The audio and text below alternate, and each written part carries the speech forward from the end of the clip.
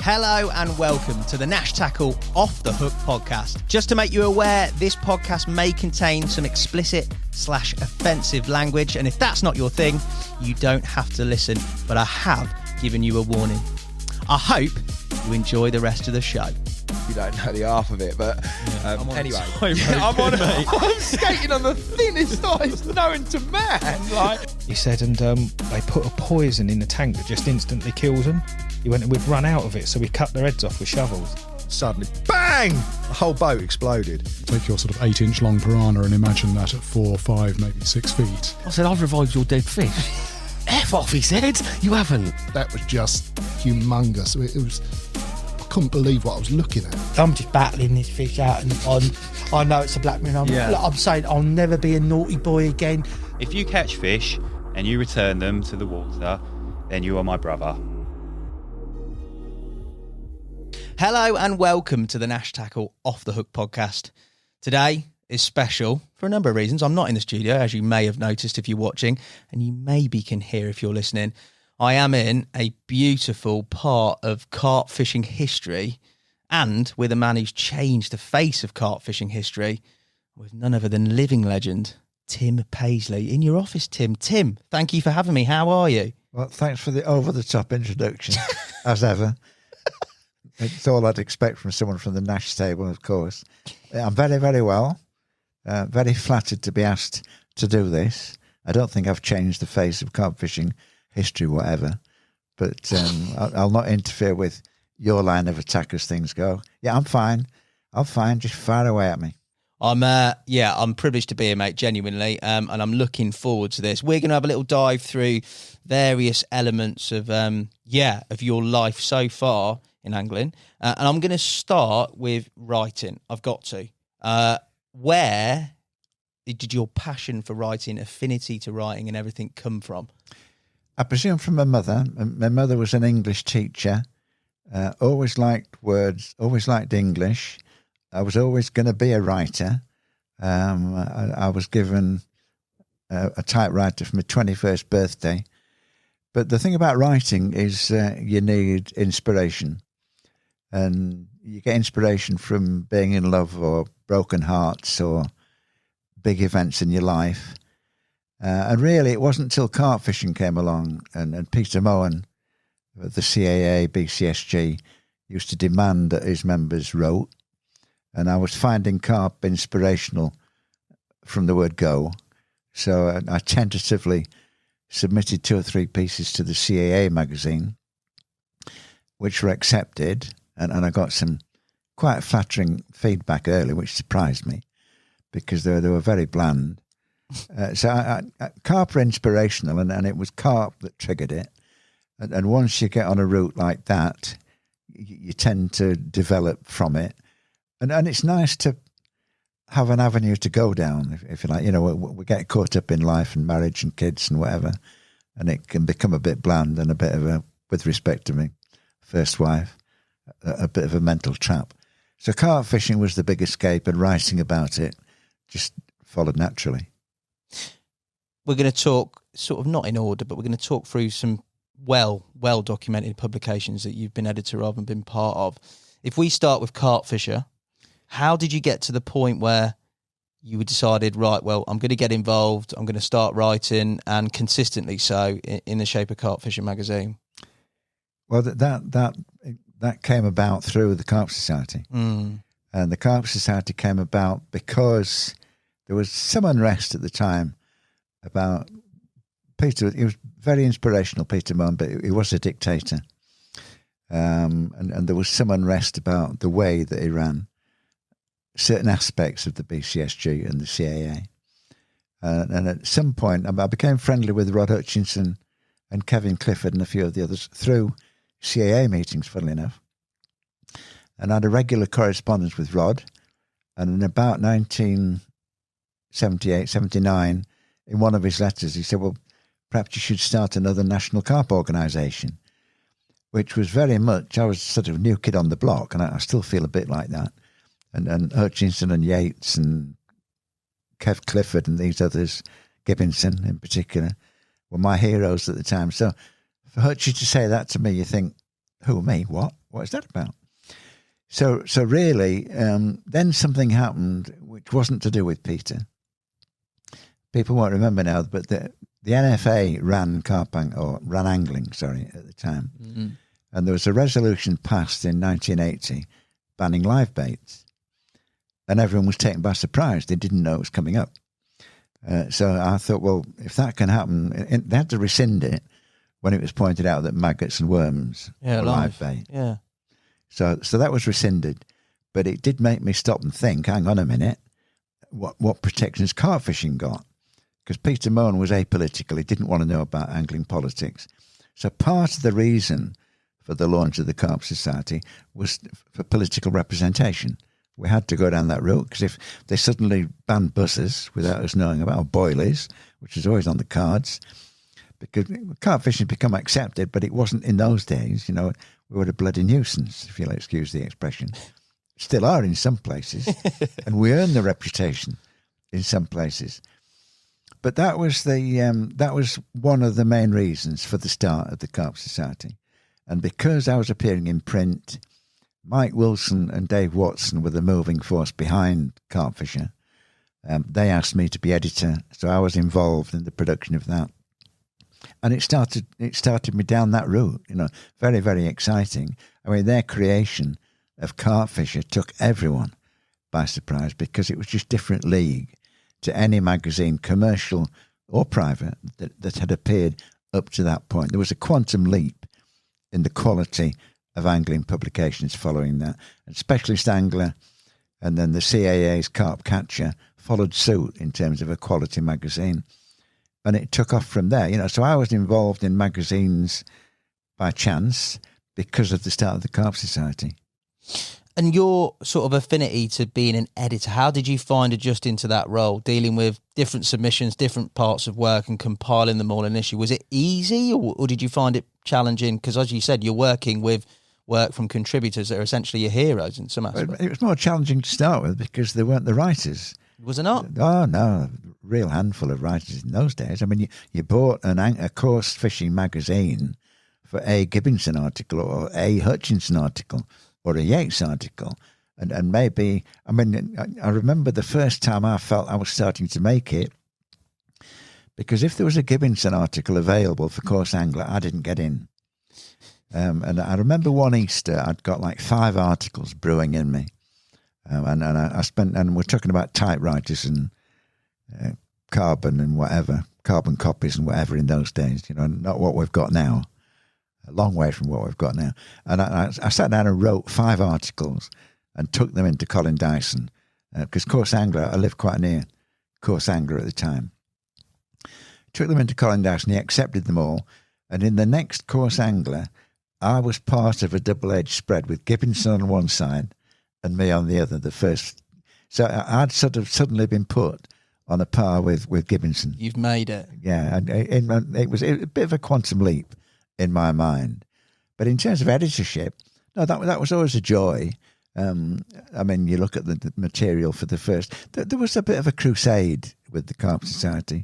A lot of the big names came on board because there was a degree of unrest. They liked the terms of reference that the Carp Society was formed under. So you got big names voluntarily sending stuff in, and all you had to do was get it ready to go to print. Type it up from what was sent into you. Very few pictures in those days. The illustrative side has changed enormously over the years. You've only got to look back then. And if you got a trophy shot with an article, it was a bit of a result, and you wouldn't get anything else with it. So that developed over the years. But to start with, just getting the first issue, I think particularly the first issue, I think that alerted people. That really triggered something, and more people started to write. We'll get to CarpWorld eventually. So, but the time CarpWorld started in 1988, there were far more carp writers than there were when Carp Fisher started in 1981. How do your time at Carp Fisher pan out? Obviously, parallels with the society, but in terms of you editing it, you did a block of editing on there, and did you come back to it after a period of time? Did you leave editorship? Well, yeah, there's a saga there. there's a saga there, and I noticed in your list of questions that it looked a bit loaded what you put. No, what happened was the big coup for me. My first big journalistic coup was the Redmar interview, and people don't know how huge Redmar was back then. It was a secret society. Nothing came out of there. Hilton used to write about it when he was on there. I mean, Hutchinson and Yates stuff, that came after they came out. I don't think they were allowed to write about it at the time. So what happened with the Redmar interview, it's what it might be in the Carpology interview that's brewing at the minute. I can't remember what I put in there. But I did the Redmar interview. I was asked to go and do the Redmar interview by John Carver. Okay. Did the Redmar interview with the Redmar committee in the Willow Pitch, taped it, brought it back, set it. It was quite critical of something Kevin Maddox had said. So I set it all, took it over to Kev Clifford, because they were commenting on Kevin Maddox's comments in the book Redmar Pool. Yeah, Redmar Pool. Kev Clifford and Len Arbery. So they were commenting on that. So then I had to, one or two unnecessary comments about Maddox. So then we had to agree with Maddox. Yeah, great. Had it set for Carp Fisher. But the saga behind it that we've never really talked about was that Tom Mintram was Roger Smith's ex-father-in-law, and he was head of the Redmar committee at the time. And Roger Smith, his marriage had broken down, and I think John Carver or Tom got some blame for that in Roger's mind. So it was blocked. Right. It was blocked by the Redmar committee. And I had to change things dramatically because my editorial was all about it. I had to change that Carp Fisher dramatically. So as you would, I threw my toys out the pram, resigned as editor. Yeah. So they brought someone else in as editor for 2 issues, changed the title to Carp Fisherman, quite unnecessarily because it was a Carp Society title, not mine. Not yours, yeah. And I always remember because Roger came up, we had a Northern Conference in Sheffield at the Hallam Grange Hotel, as it was then. And Roger Smith was one of the speakers. And this is like a year down the line, 2 issues down the line. And Bob Jones, the original Bob Jones, not the Redmar Bob Jones, the Roger's original mate, Bob Jones, took me on one side at the bar and said, Tim would like you back as editor. And I thought, well, I ain't going to refuse. I made my point. Job done, yeah. And what I didn't say was that for the next issue, they said, oh, we've decided to use the Redmar interview. I said, no, you're not. How do you mean? I said, well, it's my copyright. Yeah, I've done it. And they took legal advice on that, and they found I was right. So they didn't use it? That it was my copyright. Yeah. So it didn't appear in print till it appeared in Carp Season, in my book Carp Season. But the plus from it was that when Jack Hilton had given up carp fishing in the early 70s, he'd never written about it, never written another word. And Tom Mintram arranged that Jack Hilton interview for me. So I got that exclusive Jack Hilton interview that appeared in Carp Season with the Redmar interview. So that was the reason for me not being editor for 2 issues, because they'd blocked what I thought was a real journalistic coup and a coup for the Carp Society, this Redmar interview. Oh, no, we're not using it at the last minute. Oh, wow. Yeah, that was the reason behind all that. But you were soon back. I was soon back, I was soon back and stayed back for a long time. Yeah. It's not an easy job. No. It's not an easy job, and you develop your contacts, and you need a fairly in-depth knowledge of carp fishing to be an editor, because you have to know if what's coming in is correct or not. I see some fairly ill-informed stuff written these days, which isn't a reference to Carpology, by the way. It was in something in a private magazine. I thought, well, that's totally incorrect. The editor hadn't researched what he'd published. So you are responsible for what goes in print. And a lot of, when I was CarpWorld or Carp Talk or whatever, Century of Carp Fishing, you're researching all the time to make sure that what you're saying is accurate, because history is there to be shot down, or your version of it. Your version of it has to be accurate. It's big responsibility. Big responsibility. And to have worked with, I'm coming down the line further now, and you'll hold me back, but to have worked with people like Kev Clifford and Chris Ball, archivists like these guys, the collection they've got, I've just been so fortunate with my associations in carp fishing that there've been some brilliant people around at the time I've been involved in it, and they've just been a huge help every step of the way.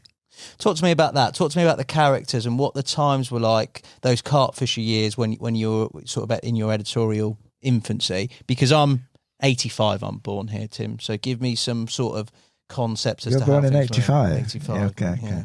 Well, that 85 was the period I was unemployed. Gibbonson was huge in the 70s, and through the 90s. Jim isn't very well now, which is sad. But he was one of the leading writers. You know, he had one of the first carp books published in '68, Carp. Then he had the Osprey book, Carp. They're all on this shelf behind me. Yeah. The Osprey book, Carp, published in the early 70s, which was really the first informed technical book. The Osprey book, Carp. You know, you got the message of what was going on in the hotbed in Kent. And then Hutchinson with his stuff about the particles, and Yatesy with his Dream World stuff, and as the rest of it. So these were the main players in those days. Hutchie always was the ultimate hero. You know, the guy, you don't really get it about that. There's a group shot that I sent you where you see that Rod was actually like 6 inches taller than me. And there's a great shot of him with Nash when they were reunited at Church Pool later. And I looked at it in amazement because I look about 5'6". I'm actually 5'10", 5'10 and a half. And these are just giants next to me. He was a footballer. He was charismatic. People could be lost for words in his company. He was like a pop star in carp fishing, if you like, Rod. And a bad boy, and people like bad boys. You know, and it was on the... We can talk about it, can't we? It was on the wacky stuff from the early 70s, maybe the 60s. Yeah. I mean, there's a legendary story about when he was coming to terms with hemp, and he was in digs in Swansea or South Wales somewhere. And I asked him about this. I said, "What's the story?" He said, "I'm trying to get..." And he was crawling around in his underpants, trying to suck hemp off the carpet to get inside the head of carp, you know. And he was the one who brought hemp to the fore. He'd read about it in barbel fishing. He was fishing the very, very difficult Pine Trees Pool. You know, it's like he said in his book, carp fishing then, when he says he used to fish a lot, it might have been 2 Friday nights a month because he'd got football. He was in his brother Dave's band. He wrote some brilliant stuff about his music days in brother Dave's band. You know, so he was a hugely entertaining bloke. Real handful, Rod, to work with in later years. But, you know, when we come to that, the fact that we did 3.5 years of tapes through the 90s, which is the stuff we've used in the book recently, Rod's mind in carp fishing was just quite extraordinary. Yeah. Quite extraordinary. And you read that, when I reset the tapes from CarpWorld, because we didn't have any Word documents, I had to reset everything, as I'm doing with the Fred J book at the minute. So resetting all that, and it's so fresh and so permanent, the way carp think. You know, he says at one point, I think I was born as a carp because I was always able to think like carp. You know, and he was just so ahead of his time in terms of travel, understanding gravel pits. You know, and because he was in the first Savvy Syndicate, which was like a who's who of carp fishing, was at the time the society started. You know, you look at the names in that first Savvy Syndicate in the John Harry book, which we used in one of Rod's books. Yeah, it was like a who's who of carp fishing and remains so for many, many years. You know, there's some brilliant guys around now, but you don't see all of them collectively in a syndicate the way they were in that first Savvy Syndicate, because they weren't the Carpwaters then. You know, a new Carpwater came on the scene. We've got to be in there. So, you know, you got this collection of huge names in one place at one time, which was what made the Carp Strikes Back such a huge event. You know, it was Savvy in its heyday, with the top names fishing there, with the stroke-pulling Rod Hutchinson fishing there. You know, and someone said to me, I was talking to Mike Starkey this week, and he was talking about a recent development, and he said, a lot of the top carp anglers are on this. I said, well, there will be. I said, all the top carp anglers are always stroke pullers. It's what made them top carp anglers in the first place. They've always got to have an edge. Yeah. And if the edge isn't fully legal, or, I mean, you know, that made me smile, because when I was very friendly with Rod by the time we did the first Carp Fisher, And it was pushed for time. I said, well, I need something for this. Oh, well, I'm collecting this material for the car. I'll send you a chapter over that we're using in my book. Now, just bear in mind that the Carp Society was going to stand for everything that was great in carp fishing. Yeah. And the chapter I get is Big R and Little H guesting, which none of us had heard the expression before. Oh, dear. In other words, fishing waters they shouldn't have been fishing. Poaching. Thanks, Rod. But you got it from Rod, so it went in there. Whatever you got from Rod went in. Right, yeah. did it? Oh, my God, yeah. Oh, Rod was huge. Yeah. Absolutely. Without being there at the time, it's hard to beat. Obviously, the romanticism and stuff. Well, it was like Terry. I mean, Terry Hearn's huge now. Huge. Because he's charismatic. He's a great entertainer. And Rod thought the world of Terry's book, and he said so in the tapes. And it was, he was Terry times two, really, at that time, and among a lot of great carp anglers. Partly because Terry hasn't got the bad boy image that Rod had got, with respect. And, people do like a bad boy, don't they? Yeah, they do. So, yeah, I get you. I'm with you. Moving from Carp Fisher into CarpWorld. Now, I mean, CarpWorld, huge with regards to, that was monthly, wasn't it? Was that the first Not initially. monthly? It started quarterly because we didn't know what the score was. We didn't know what the demand would be. But I'd got it in my head. I thought that Mohan and Maddox would make a move for a commercial magazine going through the 80s. I was working as a foreman for British Tissues. And in the end, I thought, well, I'm not going to get anywhere in the carp fishing world unless I just go for it. So I packed in work, genuinely lived on the dole for 3 years, had no car after about 6 months. Bill Cottam, the only fishing I did was if I went with Bill Cottam, bless him. We started working on Nutribaits. Yeah. And I'd got this concept in my head that there had to be a newsstand carp magazine.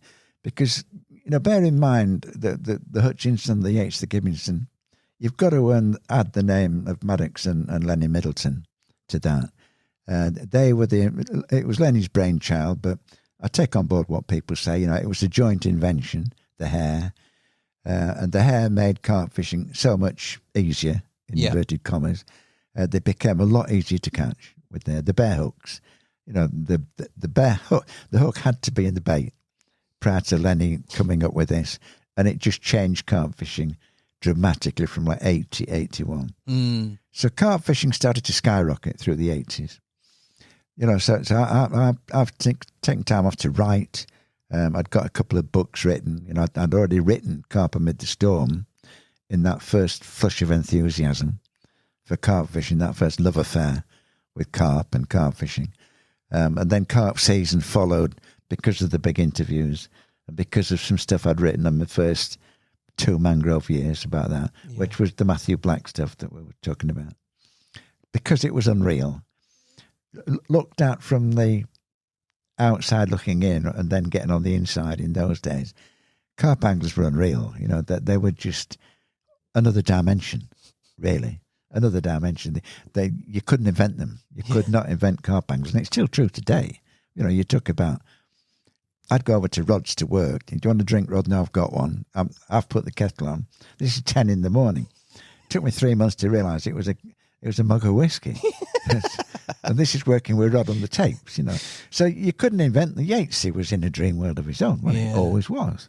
Very special people. Fred Wilton with his bait, out the blue. Fred Wilton and bait, which is still the basis of baits today and always will be. You look at a lot of the ingredients in the list today, Wilton came up with them in the 60s. And they've developed, they've improved them. They've got the pre-digested now. The additives are different. But Hutchinson, the work he did on flavours, these were huge, huge people. And Lenny Middleton with the hair and Kevin Maddox with carp fever. So carp fishing exploded through the 80s, and so this was the idea of the newsstand magazine. And it was my involvement with Carp Fisher that made that possible, really, because I went to, I think he described himself as a limited circulation or specialist interest magazine agent.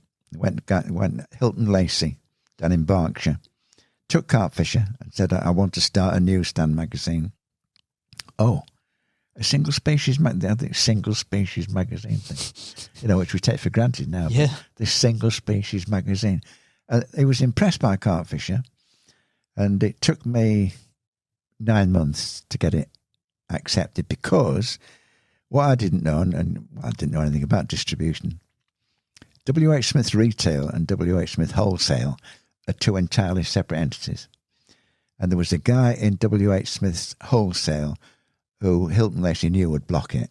We wouldn't get it, but he was due to retire in 4 months, I think it was. Perfect. And he said, we'll get it through then. Yeah. We'll get it through then. And eventually it came on, yeah, Tim, we've got to go ahead with this quarterly magazine.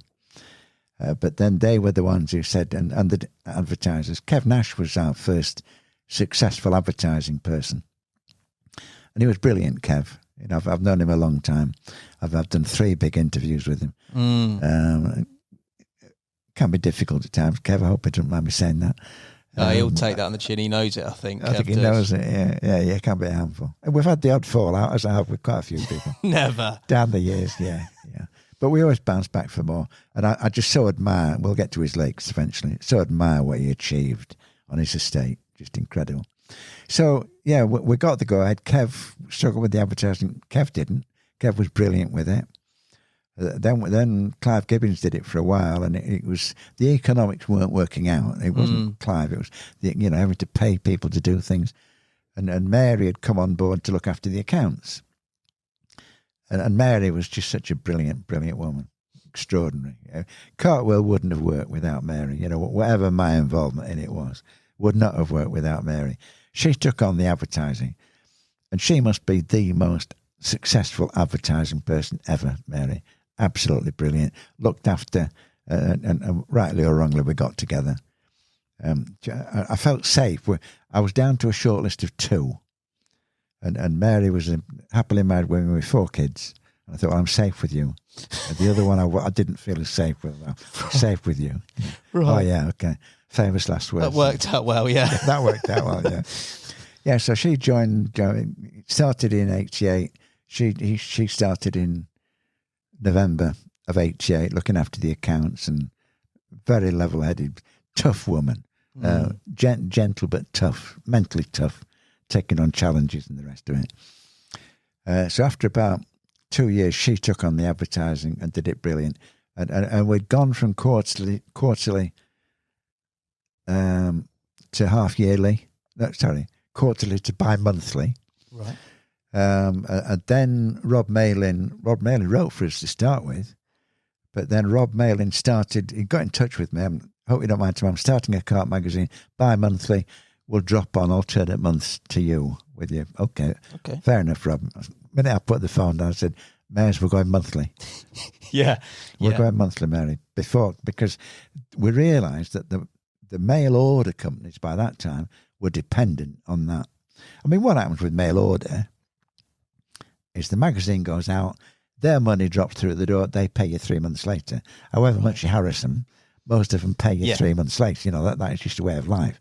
They'll get away with 90 days if they can, whatever the invoice. I'm being unfair to some of them. I hope they won't be offended. But some of them, you know, they use that money to keep the business going, which was great. But then they needed it every month. You know, so the monthly worked out brilliantly. You wondered about the material, but the material was there by then. You know, there were the number of regular writers by that time who could write to deadlines and supply the pictures. This is what came about from the late 80s onwards. You know, you didn't have the regular writers. You didn't have the people taking the pictures, you know, and hitting deadlines. And then you got your Fred J and Julian Cundiff and Crowley and Rob Hughes came along. Yeah. And these people who could hit deadlines knew they'd got to, and supply the pictures and catch carp, which was just marvellous. So Fred was like the link between the old school, which I was very, very proud of, to have got some of the old school. It's like Tag Barnes, Frank Mergett, you know, names from the past, great writers and great pioneers of carp fishing. Tag Barnes, especially, Sheffield man I fished with in the end and hadn't known till then. So, you know, the impact of going monthly and the impact that had built up from Carp Fisher onwards came to fruit with CarpWorld, you know, and Mary in particular, with her advertising sales, which she did brilliantly, and it built and built. And through the 90s, with Fred writing, I mean, Fred wrote 64 articles for CarpWorld, the 3.5 months of the tape, 3.5 years of the monthly tape with Hutchie, you know, it was huge. Gibbonson writing for us, Yatesy writing for us less regularly, Julian writing for us regularly, Hughes and Crow and the other people coming on board. That decade, looking back at CarpWorld through that decade, it's just epic. The writers that's some melting pot as well, isn't it? Between like the old school and the relative new school, isn't it? Well, I've always said, and I'm doing an interview for Carpology at the minute, and I don't know whether it took Joe by surprise, but I said, well, I've always looked on your readership as being 10%. You know, and I said in that big carp, I don't know how many people are big carp anglers. Advanced carp fishing. How many people are advanced? What is advanced carp fishing? For God's sake, it's carp fishing. You know, so there might be 10 different percentages of interest in carp fishing, which you've got to try and cater for in every issue. You know, and so that was my slant on it. So yeah, you wanted the big fish reports, you wanted this, that, and the other, but to cover as many different interests in carp fishing as possible. What was the perception of the sort of new generation coming in, the likes of Jules, the likes of Crowe, the likes of Hughesy? How did they sort of receive you? Because I mean, I would, even now, like coming into your house, I genuinely say, like, I'm taken aback by everything I've seen. You won't take this because you're very modest and you just shoo it off. But you like legendary status. But even back then, you've come from such a pool of like forefathers of carp fishing. Were they quite in awe, or did it just sort of organically? Well, Julian's always been over the top, and he's over the top in everything. You know, and every time he writes to me, he says, "Oh, you've been such an influence," and this, that, and the other, you know, which is nice. But again, I say in the interview, these guys would have made it because they were wannabes, talented wannabes. You know, they would have found the way. If I've been involved in helping them along the way, brilliant. I'll take credit for that. And I always remember, I mean, it's no secret that Robin, and might be Julian as well, but certainly Robin Simon are fairly careful with the money. and we used to have like office parties, and then the first one was at Van Dyke's just down the road, which one of them was at Van Dyke's. And Rob and Simon were there, and it was... They'd just started writing for CarpWorld, and you just got that feeling, wow, we're with the big boys tonight, you know, because we were drinking champagne, and I'm early to bed, and what they didn't realise was the drinks bill was only open till midnight, and this champagne drinking went on till about 3 a.m, I think. So they were faced with the champagne bill in the morning, and now which one was it? Hughesy was very, very ill next day. But that night, I definitely got that feeling, never since, because, you know, they are stars in their own right and always will be. But just that only time, really, it was that, oh, we're with the big boy, we're in the big league tonight. You know? And it was a great occasion, as all those office parties were. In fact, one of my favourite anecdotes from those, we had one hotel near Hull, because we used to have a combined one with Carp Talk. Okay. After Carp Talk started. And Hutchie and Coral were at one that we had at this hotel at Hull. And it was a buffet, serve yourself buffet, you know, proper dinner, but buffet dinner. And I remember Rod, we were staying in the hotel, fortunately, and Simon Crowe was sitting across from me at a long table. And Rod went and served himself, came back, and he stopped behind me to talk to Simon. And I felt hot gravy running down my back. It overfilled his plate with gravy, and it obviously tilted his plate while he was talking to Crowe. Oh, dear. And I'm just starting my dinner, and I've got hot gravy running down my back from Rod's. But fortunately, I'd got a change of top in the room. Fortunately, we were staying in the hotel. Otherwise, I would have just had to suffer hot gravy down my back all night. Yeah, that's a startling memory of that occasion. I bet burns. Brilliant. And in your time at CarpWorld, how did things progress for you in terms of up to and when you obviously got involved in Carp Talk, which came in? A lot of people are sort of my generation. Carp Talk being weekly is pretty... Well, yeah, I mean, I was the prime mover behind Carp Talk, because it's sort of CarpWorld was established. We're talking about 1994, are we? CarpWorld was established. Where do we go from here? there might be a big enough audience for a weekly. And I've already mentioned Kev Clifford and Chris Ball. And in actual fact, Julian was involved in the original talks. But I mean, Kev Clifford had got the premises there, the stables that were converted to the Carp Talk premises. Chris was in sales, and you needed the advertising person. And I looked on as Julian with the contact, still do actually, although he's not getting any younger, the contact with the younger end of carp fishing. So he was involved in the original talks, but of course he'd got too much to leave behind with the career that he'd got in the courts, and which he's now retired from. So in actual fact, we started off with the talks. We did our sums. We went to the distributors. Yeah, they'd take on a weekly. So that weekly started with Kev, Chris and myself as the prime movers behind it. Chris was still working. I was still involved with CarpWorld. Paddy Webb had just been made redundant from the mines, or retired or redundant, either way. And I knew that he was computer literate, Paddy, and everyone wasn't at that time, 1984. Yeah. It's still fairly new. Yeah. But Paddy Webb was computer literate and literate as well, good with English. And so it was Mary who mentioned Paddy. What about Paddy? So I got in touch with Paddy. Yeah, Paddy would get on board. So Paddy was there from the start, writing up material. And that was the starting point. I was bought out in the end, but I never earned from Carp Talk because, when you're starting out, there's a limit to how many people you can pay. Yeah. So I never actually earned regularly, although I stayed involved for a long time in terms of going across and helping them set things. And did you? Well, they were doing the production for CarpWorld by then, so it worked out well enough. And I mean, Kev is a good friend of mine, brilliant bloke. So that was part of my life, going across to Carp Talk, getting involved with that. Got the odd speeding for that. I remember always carp occasions when I get speedings.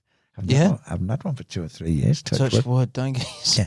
Yeah. So that was the start of Carp Talk, and it ran very, very successfully for many years. What was the relationship with regards to Kevin and Chris on a professional level, working with them? Good throughout it all? Good as gold, yeah. Always been great friends, great friends.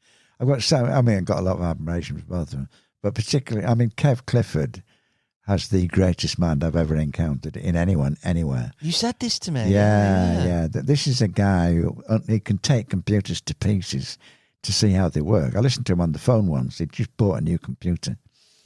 Listened to him on the phone once. Now, you claim that your computer does this, that, and the other, but I've taken it to pieces and have a look at it, and it doesn't.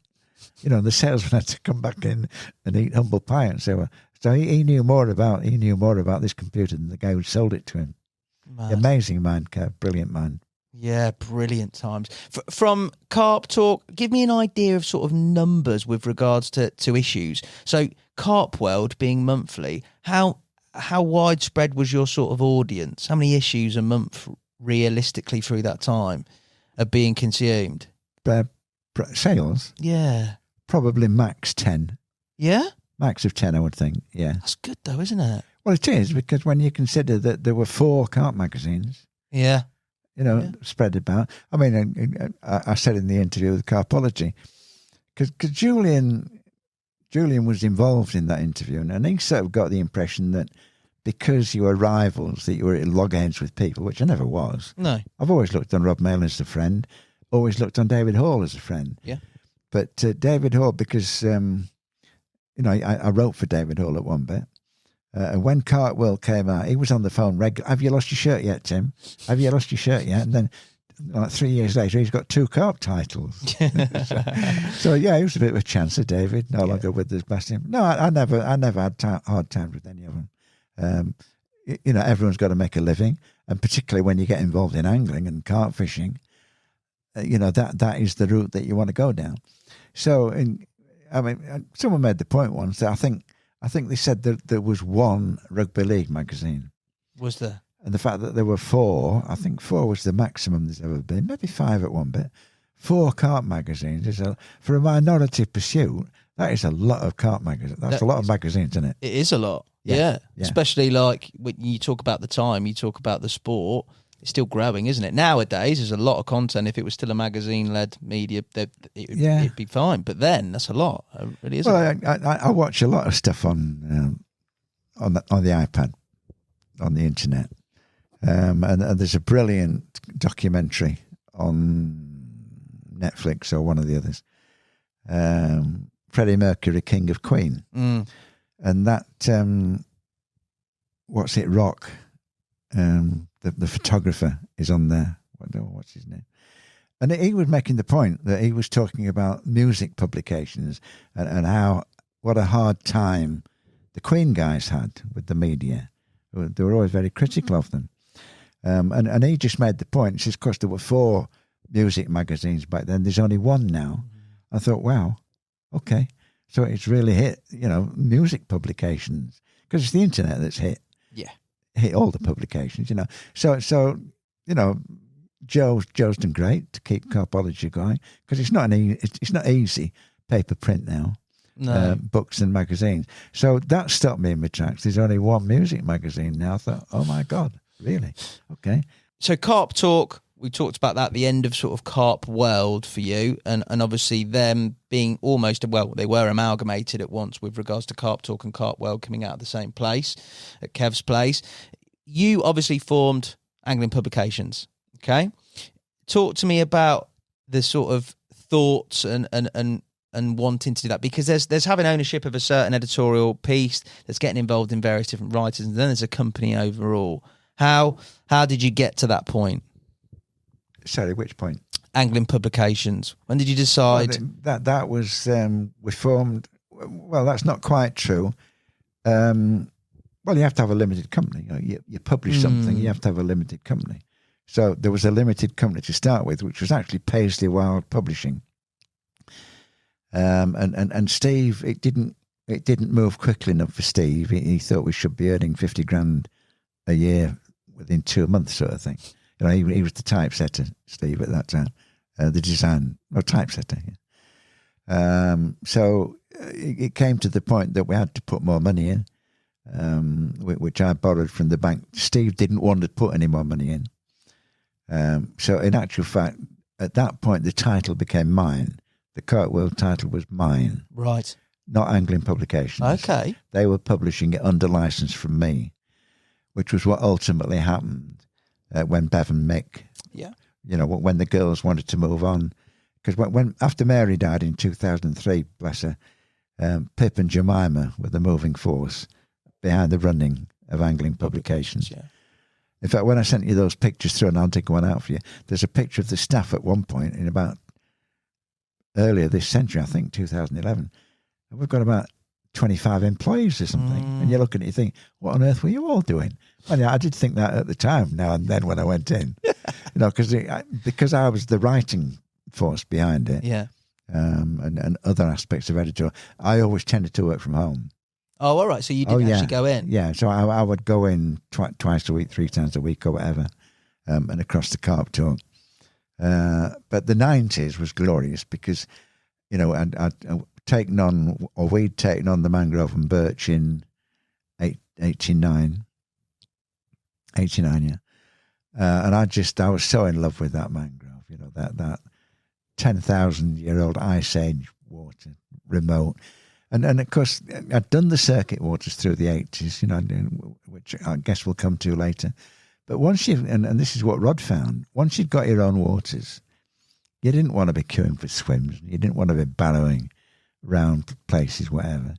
So when you've got somewhere like the mangrove, which was initially a syndicate of 12 on a 15-acre lake, and you might have 3 people there at most at any one given time. So I would spend alternate weeks on the mangrove, and it was just heaven. Yeah. That was a glorious era for me through the 90s, because Mary could look after all the technical side of running the business. The girls were growing into the business by then, because they'd. I mean, when families split up, it's strained. So I didn't know Pip or Jemima for like 2 years after Mary came on board. Really, they just kept the distance. But then Mary, Pip wonders if we have a job for her. I said, yeah, fine, as long as we can afford it. So Pip came to Mary, did she? And that's basically said, "Can I get on board?" Yeah. And then Jemima was training to be a teacher, but the same with Jemima, like, obviously not happy with the route she was going down. Yeah. Is there a job for? Up to you. You control the wage bill. If you've got jobs for them and can pay them, bring them on board. So then they eventually took over the running when Mary died, better, and were more involved in the running before Mary died. Yeah. And ran it up to, but you see, then, like we were talking about in advance, you get to the point with the family business where you've got too many chiefs and not enough Indians, because even chiefs want rises, things going, but in a depressing market, or a market being depressed by the internet, where sales can only hold steady at best, or maybe start to drop off, and paper prices are going up and print prices are going up, the whole thing. So there comes a point where they want to move on. Yeah. Because they've got families to raise, they need increases. So it got to the point, it was still a successful magazine, but, Pip and Jemima wanted to move on. So Bev and Mick took it on board. Yeah. Yeah, they would take it on board because, and they dropped Carp Talk soon after, which came as a surprise to all of us. We'd got no hint of that. So that was the life of CarpWorld, and then the same thing happened. It became too much like hard work for Bev and Mick, and it wasn't made public until a bit too late, realistically, to sell it on, because there was interest, but they wanted to close down before the year end, at the end of March. Okay. And I didn't know that they'd had enough until sort of late November, but then I couldn't tell anyone for a while. Yeah. So it wasn't really, to be honest, I was still doing big interviews.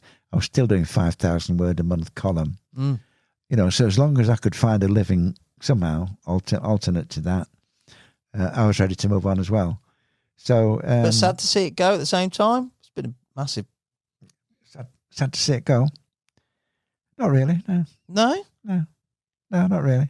No, I've got run from 1988 to 2020. I had a great life, and you knew that the market was struggling. So, no, not really. It was a shock at the time. Oh my God! But then, I'm able to work on these books that I couldn't have done. The Hutchinson, the Yates thing, and the Fred J thing. Yeah. And the Society books, which I get nothing from the Society books. That's just a labour of love, because I believe massively in it. So, no, it wasn't a heartbreak. Well, after I got over the shock of, oh my God, where do we go from here? This is where I go from here. Great.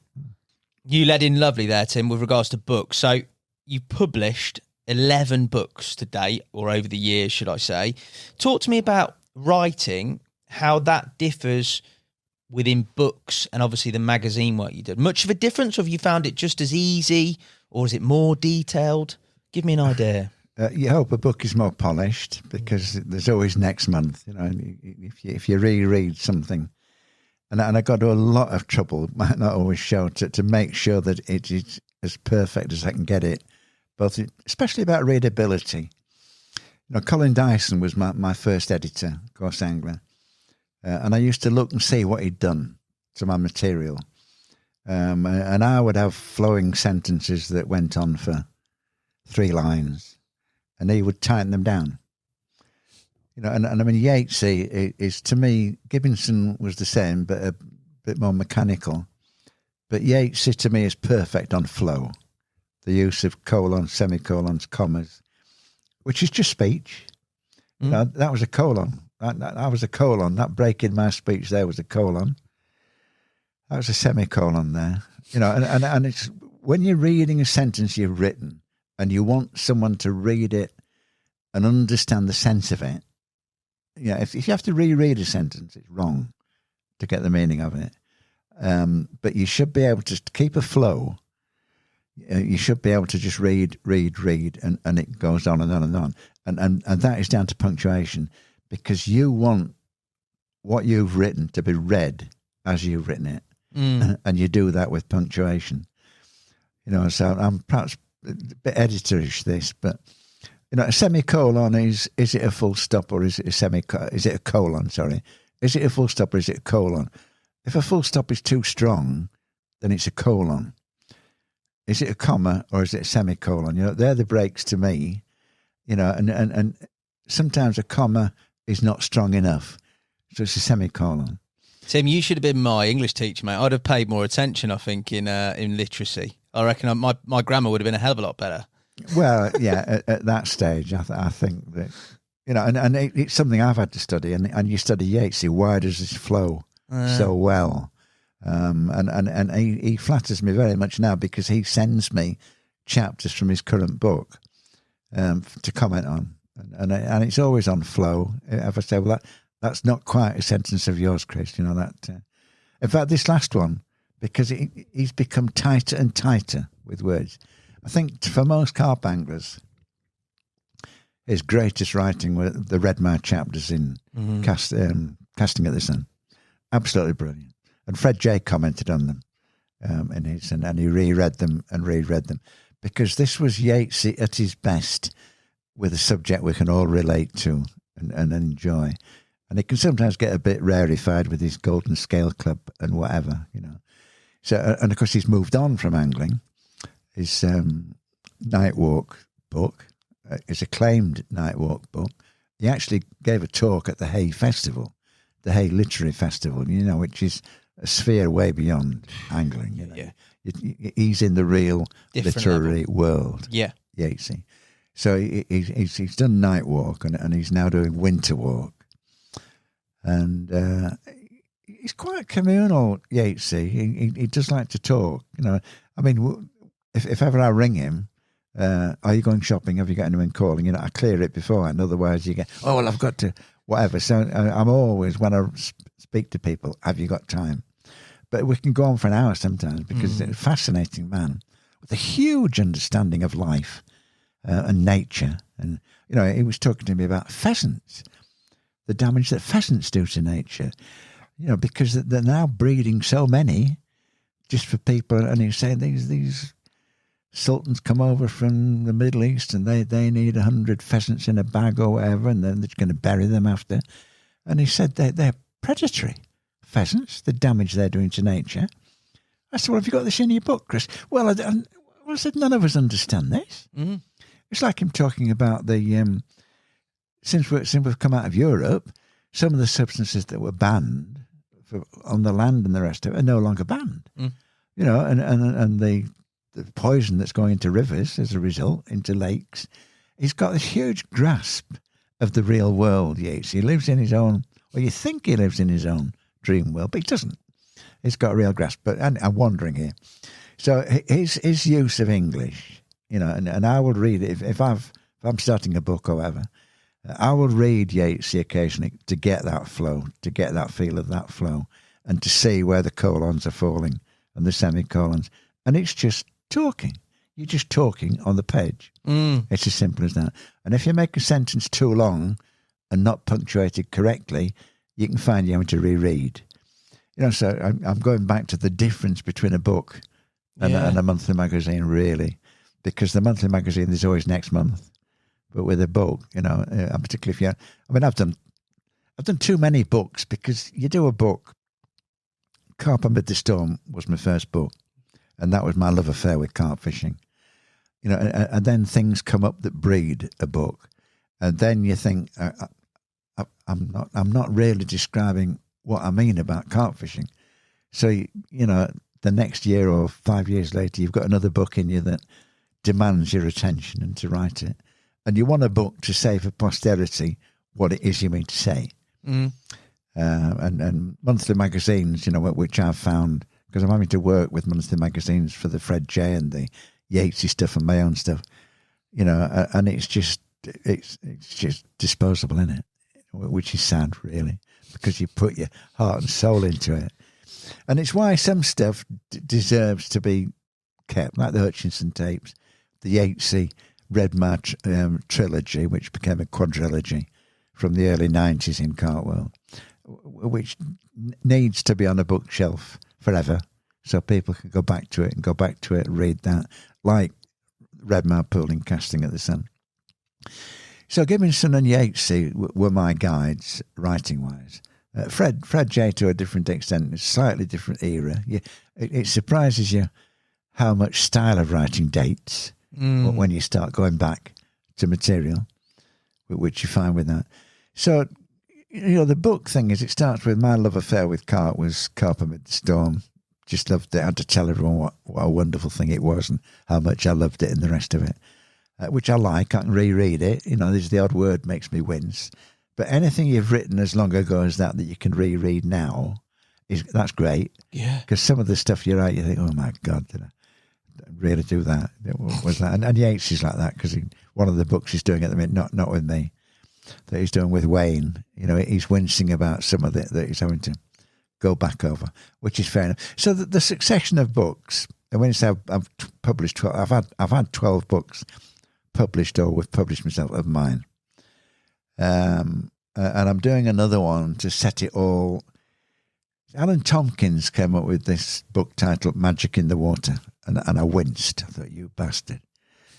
What a great title that is. What a great title. And when I was fishing with Nigel at Nash's Lake, I told him this story about my love affair with water. It started when I was about 4 or 5. And my brother Colin, who died year before last, bless him, was 6 years older than me. So I wouldn't have spent a lot of time in his company in the village. But on one occasion, we went to the home of this guy called Eddie Topping, who became very famous in the horticultural world. Runs Barton Grange now, north of Preston. And he'd got this little pond, half the size of this room, and it was the colour of oxtail soup. And they started catching these, going, what must have been small roach or whatever, from this pond, And I was just so taken aback by this. And that expression, magic in the water, exactly described it, because it wasn't clear water. There was no hint of what was in there. And these incredible creatures emerging from this water. Because it went on from there, and I'd forgotten this one. I must have gone on and on about it, because, you talk about do it yourself. Our family was exactly the opposite. Whatever the opposite is to do it yourself, there was none involved, Really? Oh, yeah. Yeah, absolutely, none involved. And they dug a pond in the garden for me at my behest. I must have gone on and on about this. All right, we'll make you a pond then. Shut up. Don't remember any of it, but I remember this pond in the garden. And, of course, this was before pond liners. So they digged this pond in the garden, concreted it to hold the water, and it would be 3 feet deep and half the size of this room, something like that. And it didn't hold water, and that was it. That was the end of it. Yeah. So there was this concreted hole in the ground with a great big mound by it for the rest of our time at New Longton, in the garden at New Longton. Till I think eventually, as I got a bit older, I turned that mound of earth into a rockery or chucked it back into this. So this pond never worked out. That was the end. But that was the start of it, and it made me think how much I must have gone on about this magic in the water, having seen these fish from that pond, Unfortunately, my friend Stuart Riding, who again no longer with us, we used to go and fish the farm ponds nearby, just for anything, just a bit of bread paste, flour and water, made bit of a stick, a bit of float, and then I'm talking about very small garden ponds, half an acre, whatever, anything that came along. Yeah. So fishing became it was none of them family members fished, but that must have been what triggered that magic in the water. That and you see, I say to people now, these guys go on about stalking fish, and that ain't me. My idea of heaven is my baits are out there 100 yards, 150 yards. I have no idea what's going on. I'm having a battle of wits with the carp, and I'm living in a bivvy somewhere. Love it, love bivvy life. The big escape. Not as big an escape since they invented mobile phones, and it used to be the major escape, especially if there was no phone box working within a couple of miles. You were out of it for 10 days or whatever it was. So mobile phones changed that, which when you've got a business ain't a bad thing to be fair. No. So that is my idea of fishing. Mine is a battle of wits. Find the features, find where they're likely to be, try and get in a swim where they're going to turn up. Try and do your history about where the big fish might come from. and that has become, and that is the magic in the water to me with the battle of wits against unseen carp. Maybe there, especially on the big waters, when I came to those, we've wandered from books here. We'll go back to them in a minute. No, but okay. I'm just explaining what my love of the magic in the water is. It's that remote control battle of wits, trying to outwit some monster out there that you're trying to get a hook into. I love that. So that was first book, sort of your sort of motivation, if you like, to document that. Yeah, Carp Amid the Storm, which I wrote largely in the 70s, then through into the 80s when I started on the mangrove, because Snowbury started it, and I've put that in print because I used to go and do evenings in Loxley Valley, which was where I caught my first carp. And then I wanted to go further afield, joined Snowbury, went down for the first night with no understanding of what was going on in the world of carp fishing. And I got down there and just fished the night, probably under an umbrella.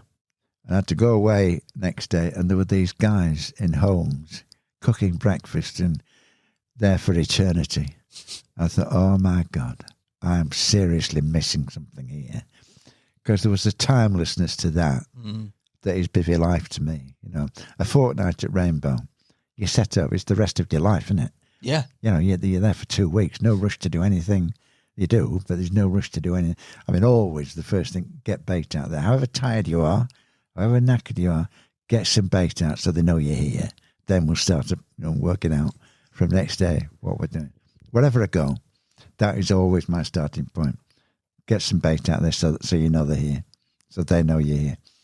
And that is my approach, and that's gone on. So that was, then it was carp season, and Crowwood came on to me for the book in 1988. It all started to kick off in 88. And I really was, the electric was cut off and what the hell ever through some of the middle 80s. And Bill would take me in his car now and then, bless him. And we started working on new to baits, because two things I would spend money on rather than food would be bait ingredients or books.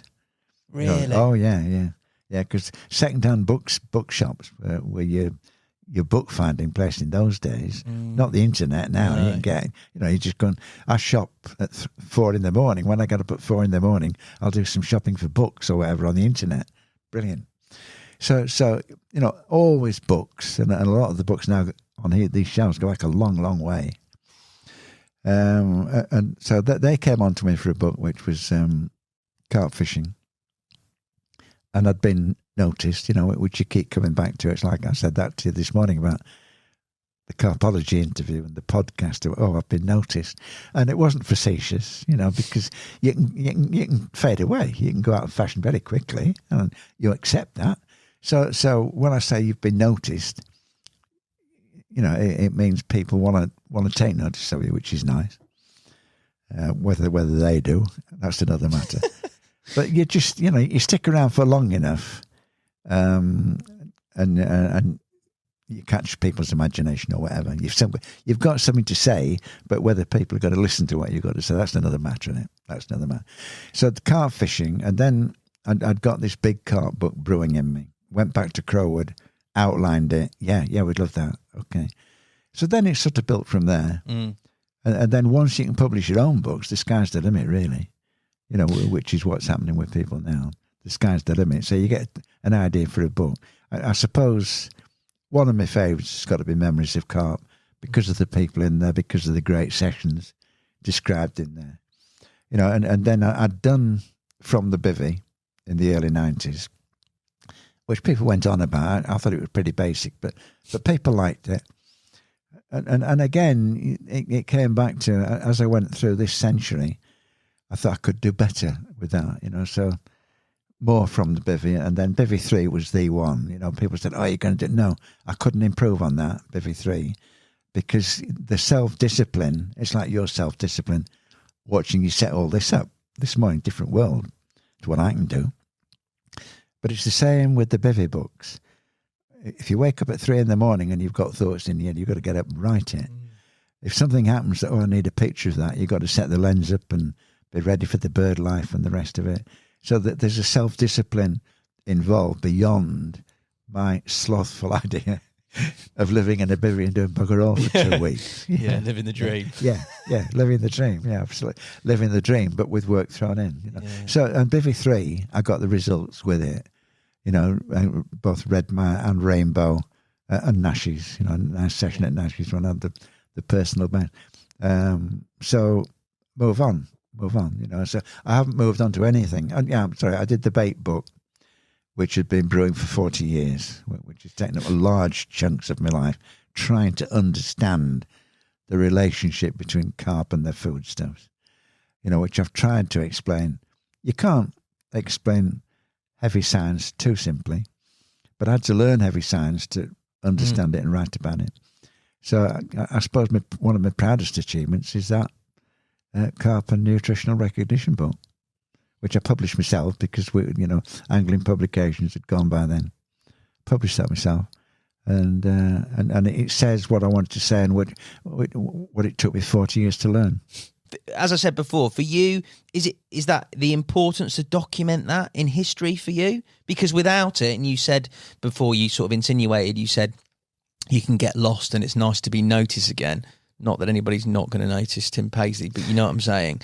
Is that a responsibility? I'm keener on perpetuating the memory of, if it needs my help perpetuating, of the likes of the pioneers, of Rod Hutchinson and Chris Yates and Fred Wilton, without a doubt, huge influence, and Fred J. Taylor, and that gang. And you see, what you're hoping is that, they will then go and read more, pick up on this, because it was one of my friends said to me, and it was it's a big surprise. I said something on one of the sessions at Rainbow about, I'm not interested in who did what. I thought, oh wow, well I am. It's like saying theory of relativity, who's Einstein? Isn't it really? Yeah. It's all part of history, part of the development of the or our understanding of the universe, and you see people claiming credit for stuff in print. You think, well, you've slightly refined something, because I ain't an inventor, I'm a follower, so I will try and perpetuate the people who made it possible for us to do what we're now able to do in carp fishing, which is just a different world. I fish waters around here that to this day I don't know whether they had any carp in them. Ecclesfield Working Men's Club. Walker used to fish it. I was assured. No, I'm sure he didn't. But I went and fished it and I never caught anything from it.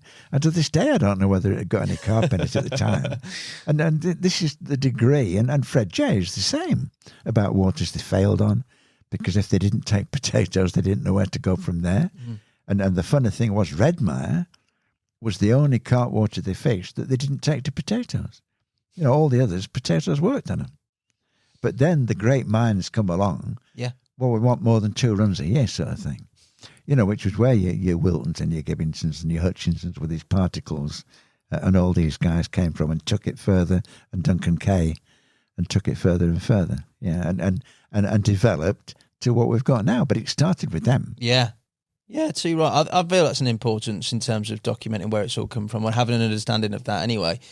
For you, modern day media, and we'll talk about social media and the internet, what are your thoughts around all that with regards to carp fishing and how it's gone?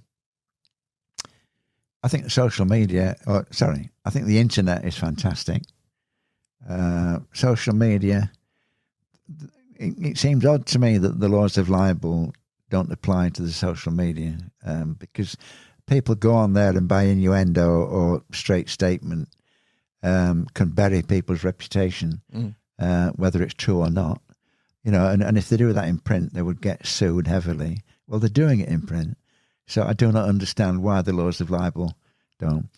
I mean, when Julie gets up in the morning, we're like 4 hours apart, she'll get up and she gets the Daily Mail on the internet, and then she'll go right through Facebook, right through it. I never look at Facebook other than my site. That's the only time. And I'm a bit intermittent with that. Now and then I'll feel a bit guilty about, because, you see so-and-so has asked to be your friend and the rest of it. So I try and keep it topped up to the 5,000, whatever it is. and if I've got something to say, but I can't go on there unless I've got something to say. And so internet, I think, is incredible. You know, when I think of the books that I had to buy to research the baits, and the big thing about that was, I'll get technical for a minute. Yeah, no, that's fine. It always struck me as odd that the amino acids that were recognised had to be lever rotatory. You know, which and I thought, well, why? Because there's dexter rotatory and lever rotatory. Why lever rotatory, and why those 5 or those 4 out of the 20 or the 22? And then it came to, I was trying to take it further, and I read up on the DNA molecule, because I wonder if people ever stop and wonder why, you know, we eat chicken, but we don't grow feathers or whatever. And dogs don't grow, you know, dogs can, and it's the DNA molecule. The DNA molecule converts whatever we eat to the site that it's in. You know, so we can all eat these different foodstuffs, but we don't finish up as fish or whatever it is that we're eating. So I was looking at that. And then I thought, I wonder if the DNA molecule is lever rotatory to account for the lock and key effect of the recognition of the. So then I found 2 things very quickly. I found the model for the DNA molecule, which is lever rotatory. And I also came across a comparatively new paper since I started researching everything, 80s paper, I think, referring to messengers. And I thought, oh, well, there's your answer, messengers. You know, the 5, Hutchie started us with the amino acids. The 5 heavily recognised amino acids that Carp reacted to were clearly messengers.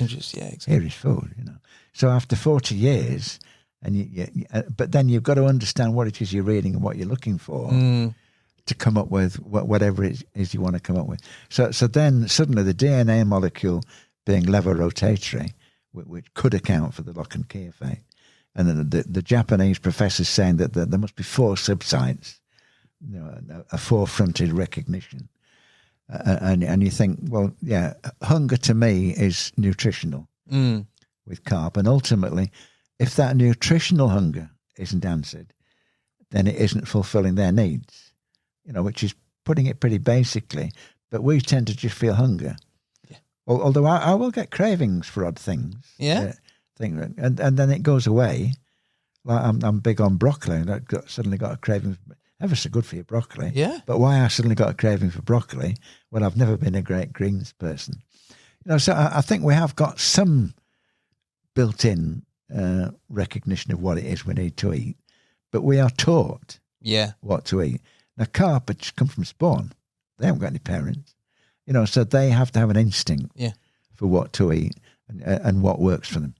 You know, that is the bottom line about the whole. How can that happen? What a mind! They're unbelievable. Like some research, I dread to think how many hours you've picked through. Hundreds and hundreds and hundreds.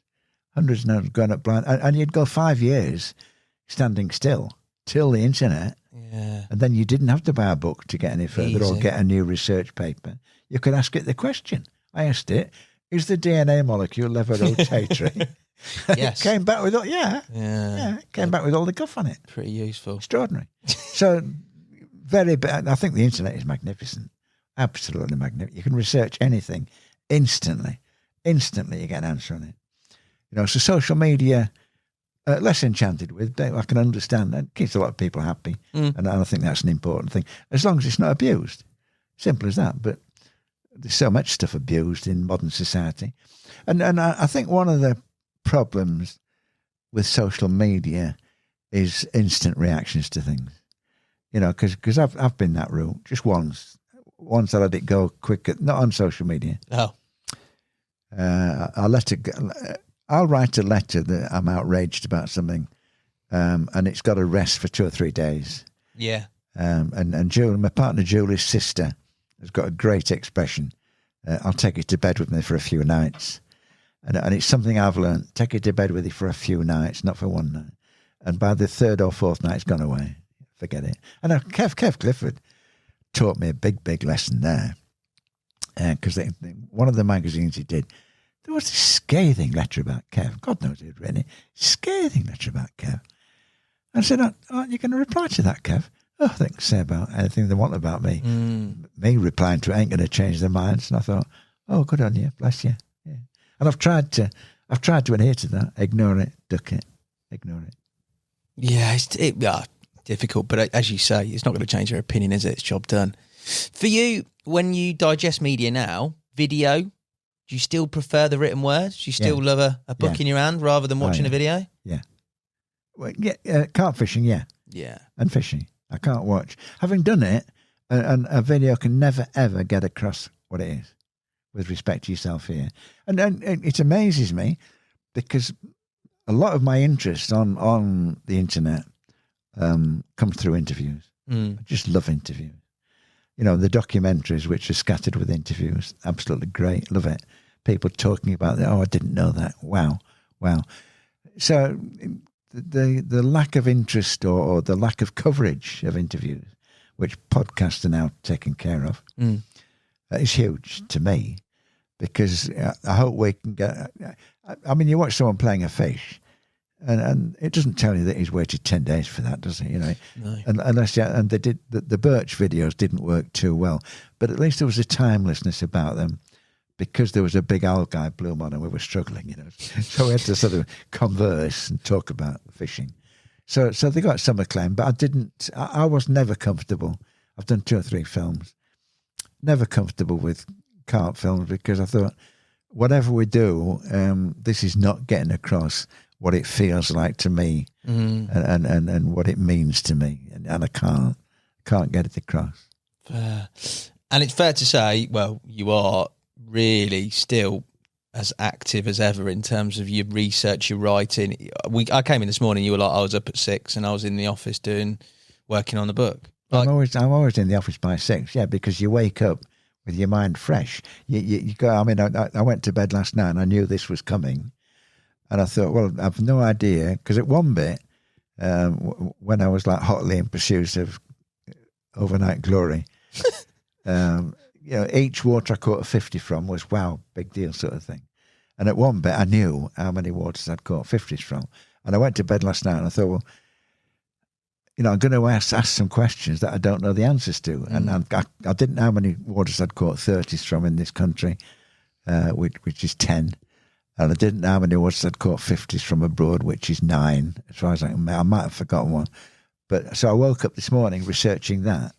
And it's the same with the book I'm doing or someone else's book I'm doing. In fact, I woke up this morning, I'd got 1 space to fill in the Fred J book. And I saw a reference to a picture that I hadn't been able to locate yesterday.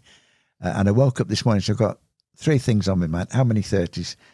How many 50s? Where's that picture that I need for that Fred J chapter by Chris Quinn? And I found it, because I sent all the stuff off to Mike Starkey yesterday.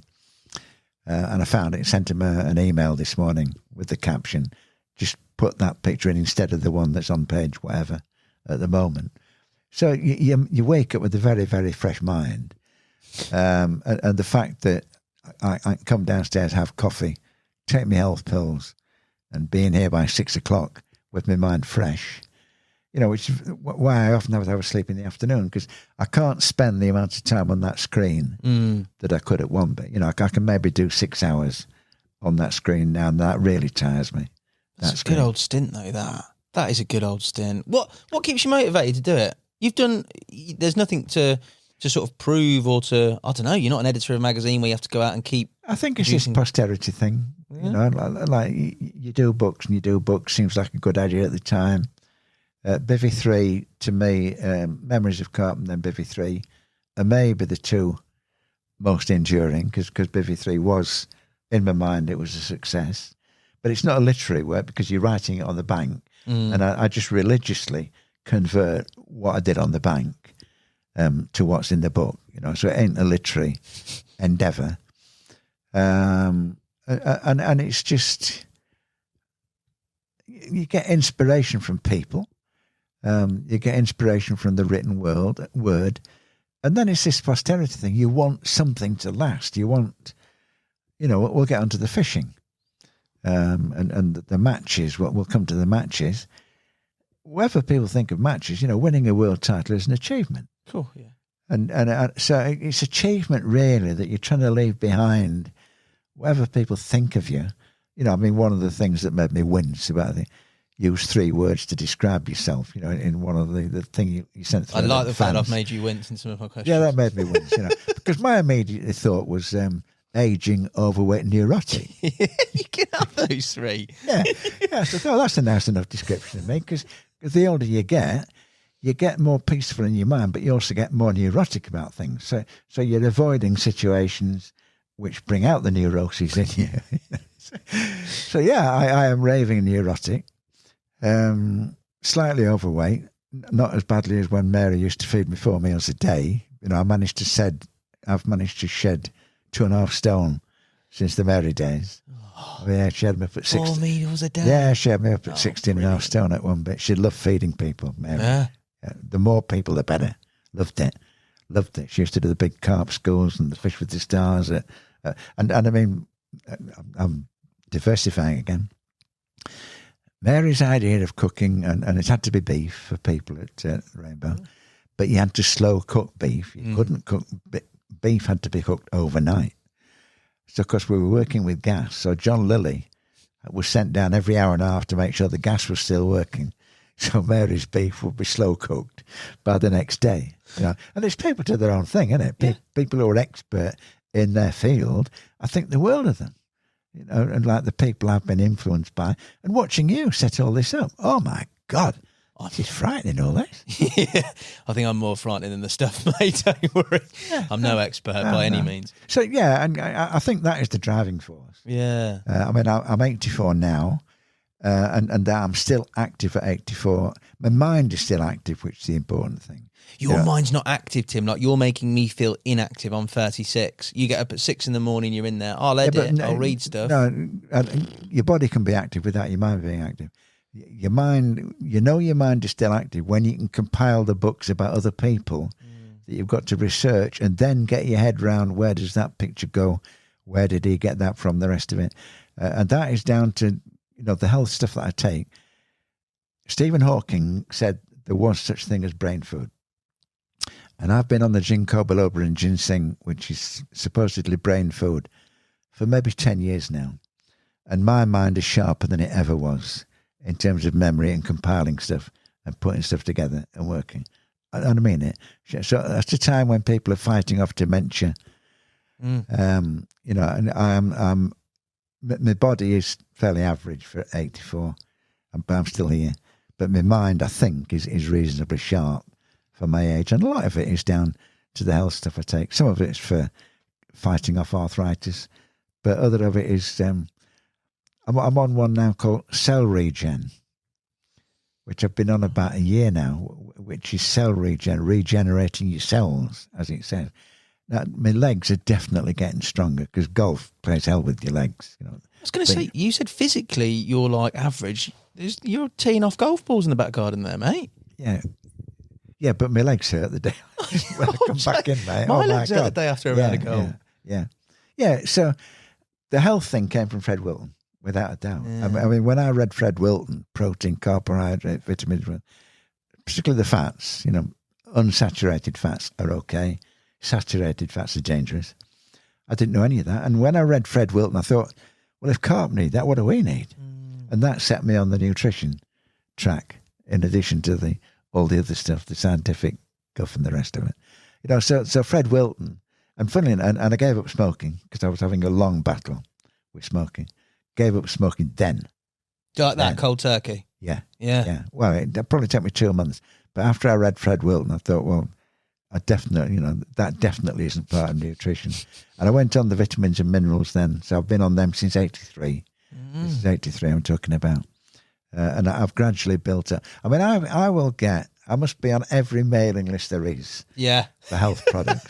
Because I will get like 12 through the door each week. This is the one that's going to change your world. And occasionally, most of them file 13. But some of them you look at, think, I might have a look at that. And I always give something 6 months. Do you? No good giving it a month. I'll get a 6 month supply. And then you're in a quandary, because even if you know worse, you think, well, maybe it stopped me getting any worse. Yeah. I daren't knock that one off. Occasionally I'll think, no, that's not done anything for me. I like it. I'm going to take some home with me, mate. Some ginseng and whatever else it is. Ginseng and ginkgo biloba and ginseng. Yeah, you might need to reorder that. That's the mind food that I take. Yeah. That's definitely what I need. Yeah. A bit of mind food. But regardless of whether you... Well, having watched my first wife, Bester, who died earlier this year, I mean, we've been divorced a long time, but she had dementia, seriously dementia for the last 5 or 6 years, and was in her own little world. So my family's seen it at close quarters, and my daughter, a bit jokingly, said, well, because I've got a son and a daughter, we all hope we've got your genes, you know what I mean? So it's there in their mind. And I sent her, I got a catalogue through and I sent it on to her. And she said, thanks for that. I will be getting some of this. Because it must be in their minds, our genes come from, I mean, what brings it home to me is that bending of that finger, which was my mother's. Really? Yeah. Handed down from generation to generation, So anything that's in us, anything in our children has come partly from us, and anything in us has come partly from our parents. I'm wandering a bit here, aren't I?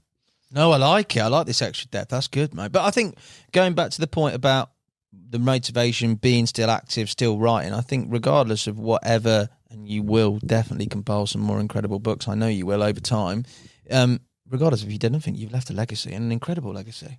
Well, none of us are here forever, so if you want to achieve anything, it's got to be now. That is the point of all these, So the book I've starting with the magic in the water in Eddie Topping's garden, which is maybe 400 words, I don't know, that's that chapter. And I give credit to Alan Tompkins for that title, because if he hadn't got it, that would be the title of the book. It's a brilliant title. Yeah, nice. Brilliant title. Nice. And it exactly sums up carp fishing to me. There's magic in the water. Yeah. Too right. What a point. Fishing. We're going there.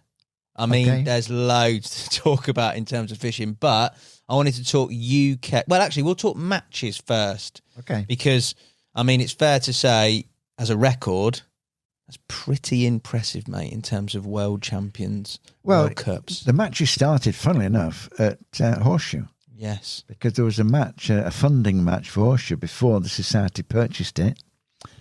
And to their credit, a lot of the big guns were there, and it was a pairs match. And it was a strange pairs match because you drew 2 swims, and you could either fish them separately and compare separate weights for the team, or you could fish a swim together. And neither John Lilly was my partner, and all the fish were in Summer Bay, and a lot of the big names drew Summer Bay. Malin, Albert Rump, and I was drawn on the Whitney Bank, which was a bit hit and miss, the swim I was in, which ain't playing it down. I don't say it was a prolific water, and it's 68 acres, Horseshoe. So if you're quite away from the carp, anyway, John was drawn up, and what happened was, and we now know that it's quite a regular occurrence, when they come under pressure in the Summer Bay, they move out. So Albert Rump caught a 23, and there were other carp caught. We're getting the news around the other side. John was at the top end of the lake, caught 3 carp, but then saw a carp further up to the left of his swim, went and stalked it. Right. So John got disqualified. Oh. So it was only my weight going to count. I mean, they wanted me disqualified, some of them. Did they take the previous fish that he caught out as well? Well, I've thought about that recently when I was writing about it. Yeah, they did. They did? Yeah, they didn't count. So completely gone? Completely gone. The edge that I'd got was, and this sounds daft now, saying we're only talking about 91, was that spotting was big on the Mears. Very, very big on the Mears, and not down south. It hadn't really come in big style down south by that time, which sounds a bit strange. And the mix of hemp and groats was, I mean, groats is not as fashionable now, but that was the original mix from Reedsmere and these waters. Hemp and groats was the big mix. The other edge I got, Bob Baker was going to be fishing at Richie MacDonald. 1 or 2 more Richworth guys. I thought they'll be on Tutti Frutti. Yeah. I'm going to put a quality bait together with Tutti Frutti in it. So I did, and made 3 or 4 mixes of 14mm baits. And I didn't create, and I just spotted an area. I didn't create a tight, that tabletop is how they work these days or whatever. Yeah, tight, yeah. Yeah, which I tend to, it's Hutch's tennis court thing, bait the tennis court, keep them moving. So I spotted the tennis court area, put in the bait, woke up next morning, and I'm lying there feeling sorry for myself. Crash. What do you mean, crash? Looked out, carp all over the place. Go on. Along the Loxley bank. I remember Clive Gibbons on Winter Point. He got a great point. He was just headless because he got so many carp showing in front of him, and he couldn't get a take. He was just going headless. And I thought, just sit here, Tim. Just sit here and wait. And anyway, I caught 179 pounds of carp and won that event. They were all furious with me. On your Todd? Oh, yeah, they tried to get me disqualified. Why? Because my partner had been disqualified. And someone said, well, Richie could have done with that money for his mortgage. I thought, well, he should have won then, shouldn't he? He should have won it. Yeah. So, and much to their chagrin, we donated the money back to the Horseshoe Fund, the prize money. Yeah, I don't know what Mary thought of that because we were struggling to pay bills at the time. She didn't tell her, did because you? It was still early in car one. Another of my useless dramatic gestures. Yeah, so that was a fundraiser. But what started it with the big matches was that we used to take the trips to Fisherville, and Rob Hughes and Simon Crowe, backed by Nashy, coming back to Kev, were in the first World Cup at Fisherville in, I don't know, it was 95 or 96, and they'd asked Mary to go and help with the catering. So we'd gone and stayed in one of the flats for the duration, and I was keeping an eye on them and the rest of it. And it was just, they did well. I mean, they shouldn't have won from that. The swim that Briggsy and I later won from was producing run after run, but they didn't know about coping with snags. You go to Rainbow and you learn to lock up. Whatever you do, you go to Rainbow, you're locked up. So I might be jumping a bit there. Probably am. Yeah, 2000 I am. But we were familiar with locking up Briggs, But so we were hearing run after run from the deer park, which wasn't normally fished. But Hughesy and Crowe won it from actually my favourite Peg 17 on the North Bank.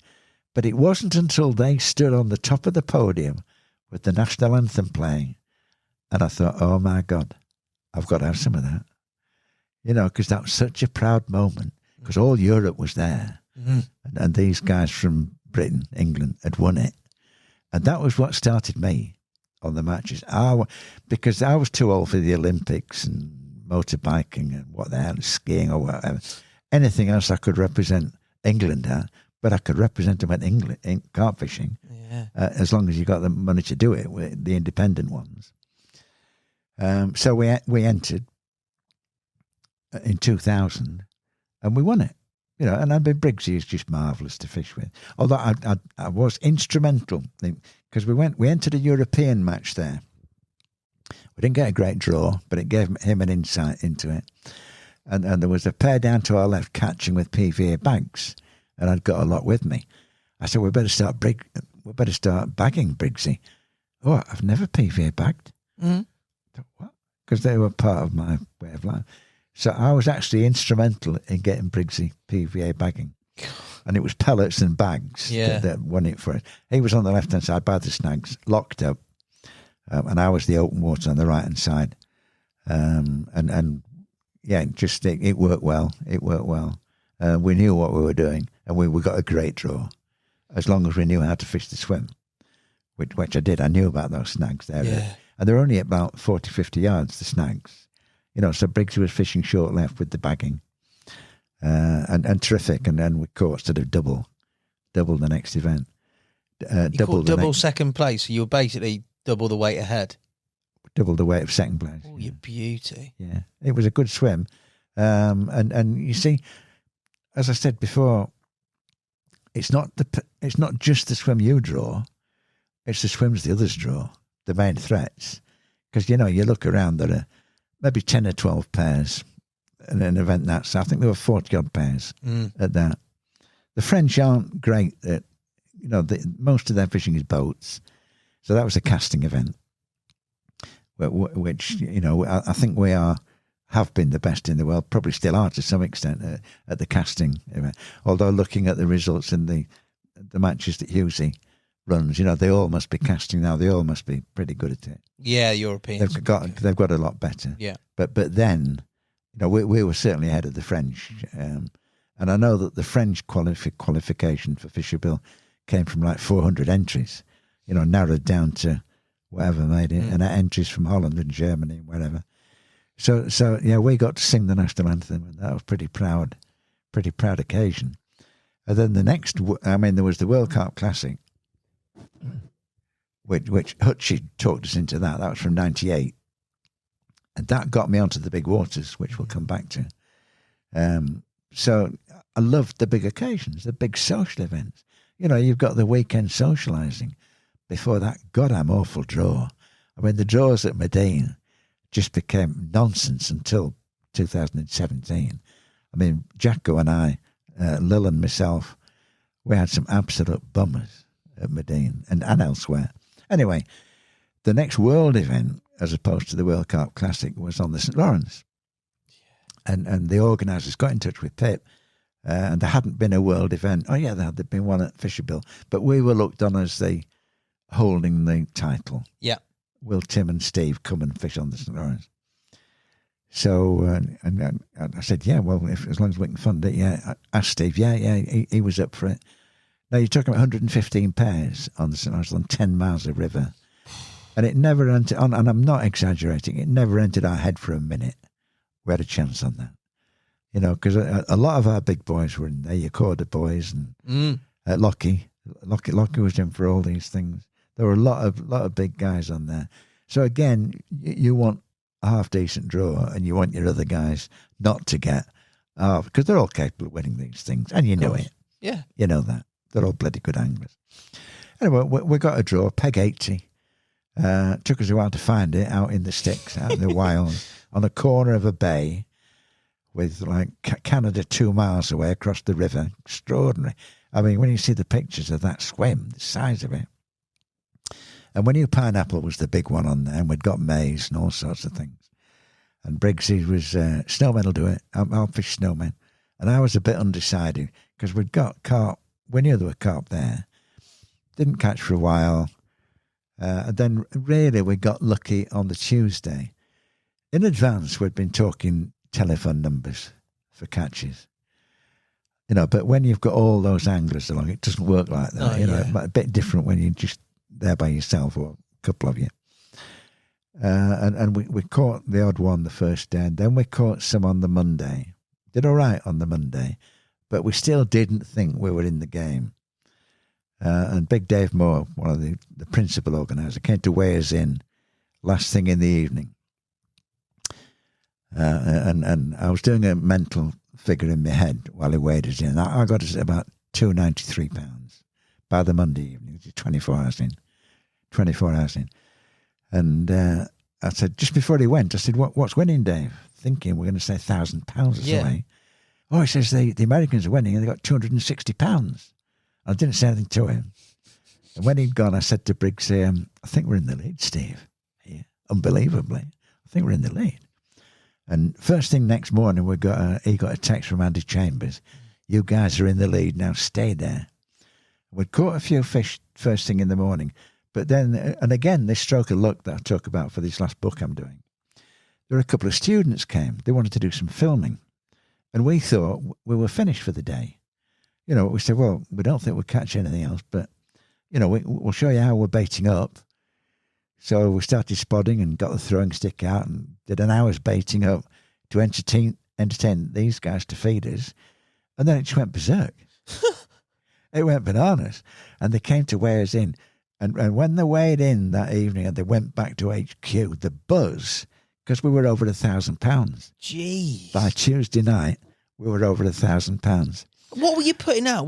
How were you fishing over the top of that? What rigs were you presenting and stuff? Just snowmen.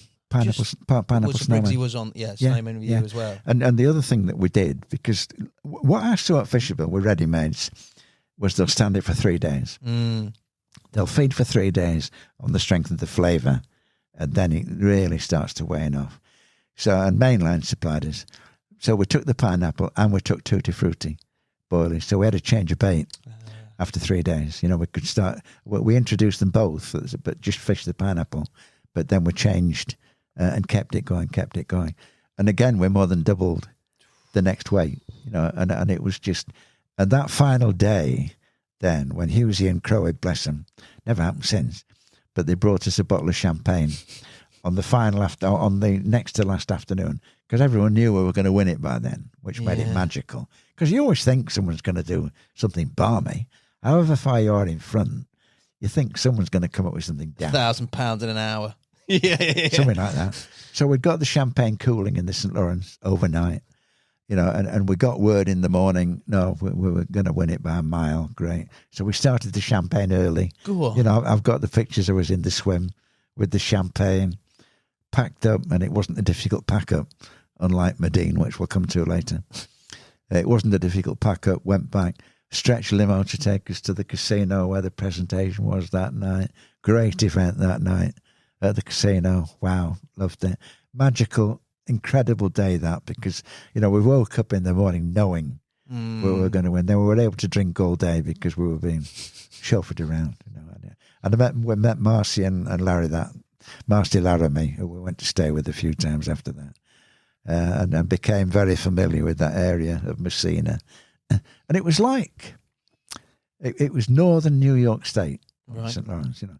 And you look at the local, and it was like going back to England in the 50s, believe it or not. Extraordinary.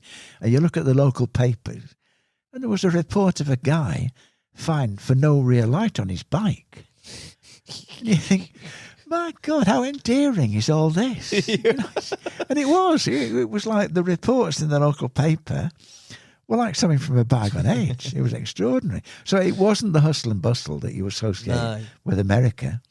You know, that Messina on the St. Lawrence, the Waddington area, that Waddington with the sign, the carp capital of the world, or the carp centre of the world, or whatever. And we really, really loved it. You know, we went back a few times.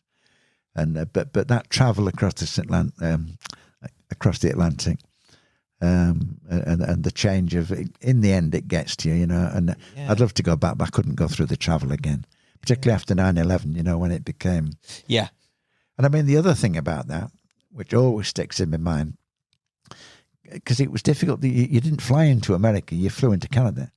We flew into Montreal, right? And got the hire vehicles from Montreal and went round. So then you go over through the border thing. Yeah. Very, very rigorous on the border. And they give you the thing in the eyes and the rest of it. Familiar with they had that treatment, the thing bang in your eye.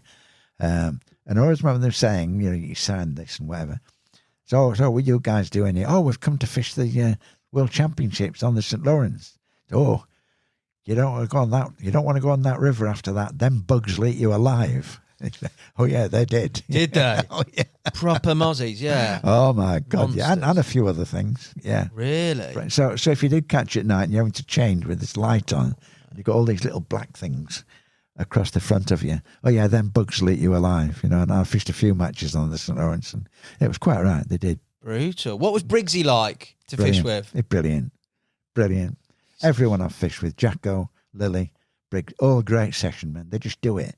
You know, never any, what's happening or whatever. They just do it. And if it's not happening, it's not happening. And if it does happen, it doesn't. And Briggsy has got such enormous self-belief. I mean, when we won at Fisherville, why haven't you fished Cassian? Because he loved Cassian. He was going to Cassian, been going since the late 80s. So, well, and to be honest, I'd only really got onto the big waters after the Medine World Carp Classic. And I thought, I like this. I like the extra buzz of there might not be a fish within a mile of you. I know that sounds daft, but it is an extra buzz. And also, I'm a great one for being static. I know I've got to wait for them, and I've got to pull them.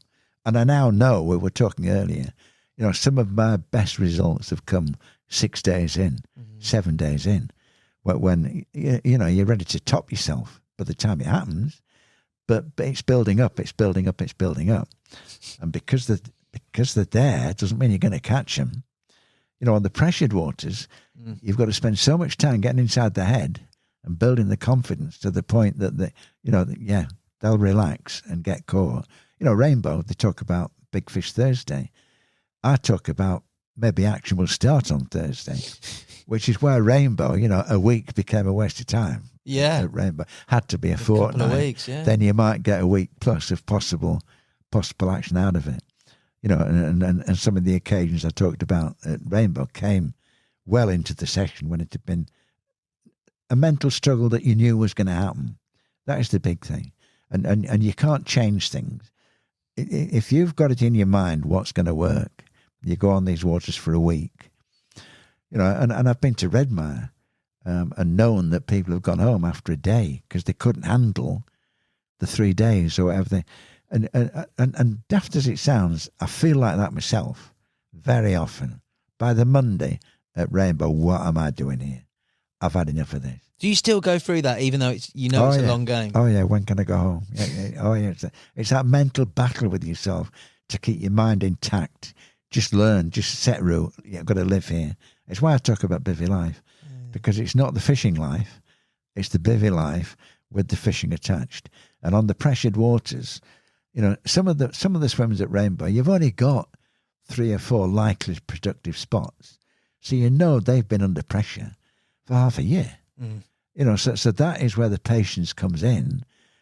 By Thursday, Friday, I might have convinced them that it's safe to eat there, or something to take them by surprise. That whole thing. So and it's the same in the matches, having that self-belief. It's a big part of it. The mental battle with yourself and with the fish is a huge part of session fishing. Any fishing. It struck me earlier when you said if I didn't want to see one and stalk one. I'd rather have them out in the pond and not know. Yeah, absolutely. And Briggsy is brilliant. Yeah, Lil was brilliant to fish with. Never complaining. You just do it. Never, what's happening? I mean, why I stopped fishing with John? He was a heavy smoker in those days, and he coughed a lot. And I said, John, you're killing yourself with those things. Yeah. And at Rainbow, when you're at Rainbow, there's a beep in the middle of that. You're up. Because that settles down, nothing there. And then I'd hear the lighter scrape in the next bivvy. So, John, you're killing it. But the time, and I stopped fishing with him because of that. I thought you're going to kill yourself. So then by the time he had the serious heart attacks and the stents, he died twice, John. But the stents, and he gave up smoking instantly. But by that time, we'd gone our separate ways because I couldn't watch him kill himself. Simple as that. I mean, Jacko's a big smoker. I think they fuel him.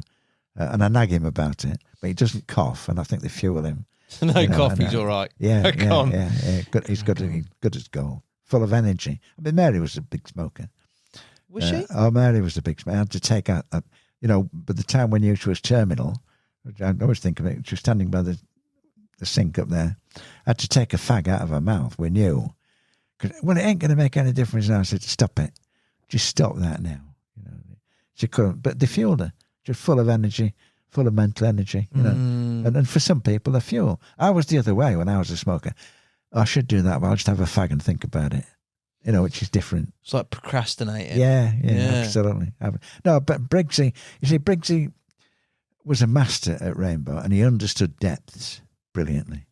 And when I went to Rainbow with him, Cassian, that first time, I said, well, where did we say? He said, well, my starting point really is 25 feet, but I'll cover 3 different depths to that to start with. But 25 was his banker, 25 feet. So I copied him on that. And I said, well, when we were driving down, I said, well, we're going to swim for 2 or 3 days. Then if that doesn't work out, we're moving. I thought, oh, my heart sank. I've got a trailer full of gear behind me and a car full of gear. Oh, that ain't me. Anyway, we went in to swim. He had a couple of fish, but not from the spots, if you know what I mean. There was one top pot bed to our right, his right, and he caught one there. Anyway, I managed to keep him there an extra day, but in there we had to move. We went up on the bridge, which I was fortunate to get because the water level had just dropped to allow bivvying by the bridge there. And that was where I had that Major Cassian result.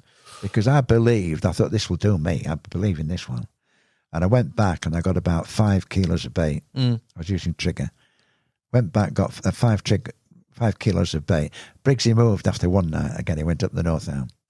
We got 5 kilos of it, spread it all around that bridge area. I waited till it was dark so the people in the other swims couldn't see me. Just spread it all around that bridge area, both sides of the plateau. And it was my 8th night when I caught. Your 8th night? When I caught at Cassian, yeah. And I finished it with, a half moon scale at 63, you know, which was just off the planet. And I think 5 40s and 3 other fish. It just finished up a brilliant session. Wow. But again, it was, they came on the bait. And learning from Briggsy, and we had one day, when I caught the 63, we had a 20, 30, a 30, a 50 and a 60 in the same day. And I caught from 40 feet, 25 feet and 12 feet through the day. So they were at different depths through the day. And Briggsy's insight into depth, which I followed on other waters, was just brilliant. No, great. He's very understated. He just does it and reports on it, but his record is extraordinary. Oh, it's unbelievable. Extraordinary. Unbelievable. Yeah. Absolutely unbelievable. Hey, Manaway, he's recently had a really good result on the RK Wars. So, like, he's one hell of an angler, mate. But yeah. Colossal. That's a good hit out of Cassian. Take me to Medine. Medine. Well, originally, Hutchie came on with this. Oh, there's this big event coming on at Medine. Because he knew it was a big fish water. And he reckoned that if there was a match on it, it would be pegged in places. Because a lot of these waters, what people don't understand, the Orient has got a few night fishing areas. Medine had a few night fishing areas, you know, which I fished one of them with Hughesy and the Lake Marsh Prattley, in actual fact. And I caught from the night areas. But Hutchie was up for this Medine World Carp Classic, so we went that first year, 1998. And I came 7th, and I should have done better. It was singles that first year. Was it? Singles, yeah.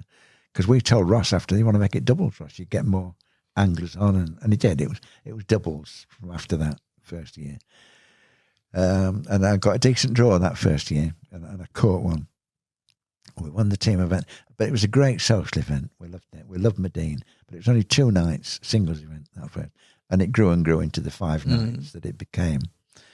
And then I fished with John, fished with Crowe there, fished with Briggsy there after in 2000, after we'd won Fisher Bill. And then later I started fishing with Jacko. Why Jacko? I don't know. Can't remember. Fair. I can't remember. Got in touch. I can't remember. But I think I told Kev, either John had dropped out. It might have been when John had his heart attack. I don't know. Okay. Either John had dropped out, and I was in, because Kev Knight rules the country. I don't really know that.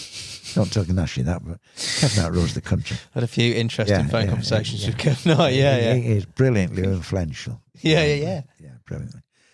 And I hadn't got a partner. I think that was what it was. Got in touch. Oh, I'll see if Jacko feels like fishing with you. And I think it was through Kev Knight. Right. That he got in touch with Jacko. Started fishing with Jacko. God, we had some horrendous draws. I mean, one of the pictures that I hope we shows what you go through in terms of the convoy. It'll show a picture of a convoy going out. That is one swim going out to fish. That main boat towing 4 other boats. You know, because by the time you've got 3 anglers, you're living there for a week. You've brought everything in the garage and the kitchen and the bedroom with you. You know, so, and you imagine Jacko and I, in our 9 draws at Medine, we had 1 on the mainland. All the others, we went through all that, mainly for complete bummers that had no record of catching carp, whatever. But you set up and you go through it. And Jacko, again, he just does it. Yeah. He just does it. You know, that Dylan expression, keep on keeping on, that's Jacko all over. He just does it. Hardcore, really hardcore. And then that 2017, I mean, the funny thing is, we'd been to Italy. I'd caught a 47. We broke our duck from 1998 from 1998 to, I think, 2014 or 13. I broke our duck with a 47. We got a half decent draw, and Jacko lost one. Oh no! Before I had this 47, which was an utterly memorable fish because it was thick mist, And it was like the fourth morning. Beep. What? Beep. And, you know, it's all locked up with and that rod's nodding. Out into the mist in the boat with the life jacket on. And I was fishing by Potter-McGeaton bed. For those who don't know, Potter-McGeaton in France is far more significant than in England. And Simon Horton told me that there are bloodworm beds round the Potter-McGeaton in France. You know, it's just knowing a bit of it. So always, if I've got a Potter-McGeaton bed in the swim, there's a bag of bait by it. Because there you're just fishing small areas of bait with I fish a bag on it. So this was the fourth morning on the Pineapple. Beep, and then I followed it out. So, and when you're fishing at long range in a boat, as you'll know, it's not till you're over them that you know whether there's anything there or not. Yeah. There's nothing happening. No. You know, you think I'm hooked up to a weed bed, then you get up, boom, oh my God, something here. And I bet the mist was enclosing me to the extent of this room. Couldn't see anything, couldn't hear anything. It was such a magical experience. It came away from the pot bed. And I'm playing this thing, you know, and then after a while you think, you ain't bad. You ain't bad. He's chugging around the boat, around the boat. Then they come up, then they change their mind, they go down again. Oh my God, come on, come back. Anyway, he came in, you know, and it was just starting to thin. I could see where I was going. You got anything, Tim? Yeah, I've got one. Oh my God, wow. And I did a wrong conversion in my mind. It was whatever kilos. I had it at 42, and they said, no, it's 47.2. Okay, that'll do. I'll have more. We won the section with it. Great. And then it was in Italy, and then we went back again, and I caught again at Medine. I'll give you this. This is a shaggy dog. I'll try and keep it quick because it's one of the most bitter experiences of my life. Or is it bitterest? What's the word? Well, Leonie would have been across there like a rat up a drain back from the word go. But there were reed bends at about 450 yards, and the limit was 300 yards then. And we left it. And in the end, I said to Jacko, I'm going across there. I've got to go, because we're just this massive Canadian for as far as you could see. We weren't doing it. Anyway, I went across. I found this lovely, it was only 3 feet deep, but again, right by a pot bed, and about 15 yards short of the Norfolk still, because it all shallowed right up. Went back, got all my gear, just pellet and a few chops, and my PVA bag on the top of it. Had an occurrence at 10 that night. Went out, I was hooked up to a tree trunk. There were tree trunks around there, which I think to me is a line tow or a line bite dragging in, because they can't do that. They can't get it like that. Anyway, put it back out there. Had a take at 2. Back out there. Yes, got one. It was only 17 or 18. But came back out again, set it all up. And I got back, and it's all in the pitch blackness. And bear in mind, it was quite windy. So I've been over this spot, finding the spot by the pot bed, for maybe 10 minutes, quarter of an hour, making sure I've got it right. Because you've dropped the bag of the boat lined up to start running back straight off. Drop the bag, get back, and wound down. We both looked at the reel and said, not a lot of line left on there, is there? And you think you've come in wavy. Anyway, no, nothing else that night. It was coming up. I said to Jacko, coming up tea time next night, I said, I better redo that one. I put it out in the dark. I better redo that one. I go out there, I'm hooked up to the bloody reed bed. I'd had a run on the way back from a bait dropped in 3 feet of water with the head torch, quarter of an hour disturbance. I'd had a run on the way back, which accounted for that. And I was so sick. Never happened to me before or since, using the boat in whatever depth of water. Oh, I was bugged by that. Because it's 3 to count. Is it? In the Medina event. Yeah, it's 3 fish to count. I didn't even know you needed Would have 3. been our second fish. I don't think, but would have been hoping. You're only one away, ain't you? And plus, there might have been more fish there. Yeah. Forgot that one. Whatever. So that one still rankles.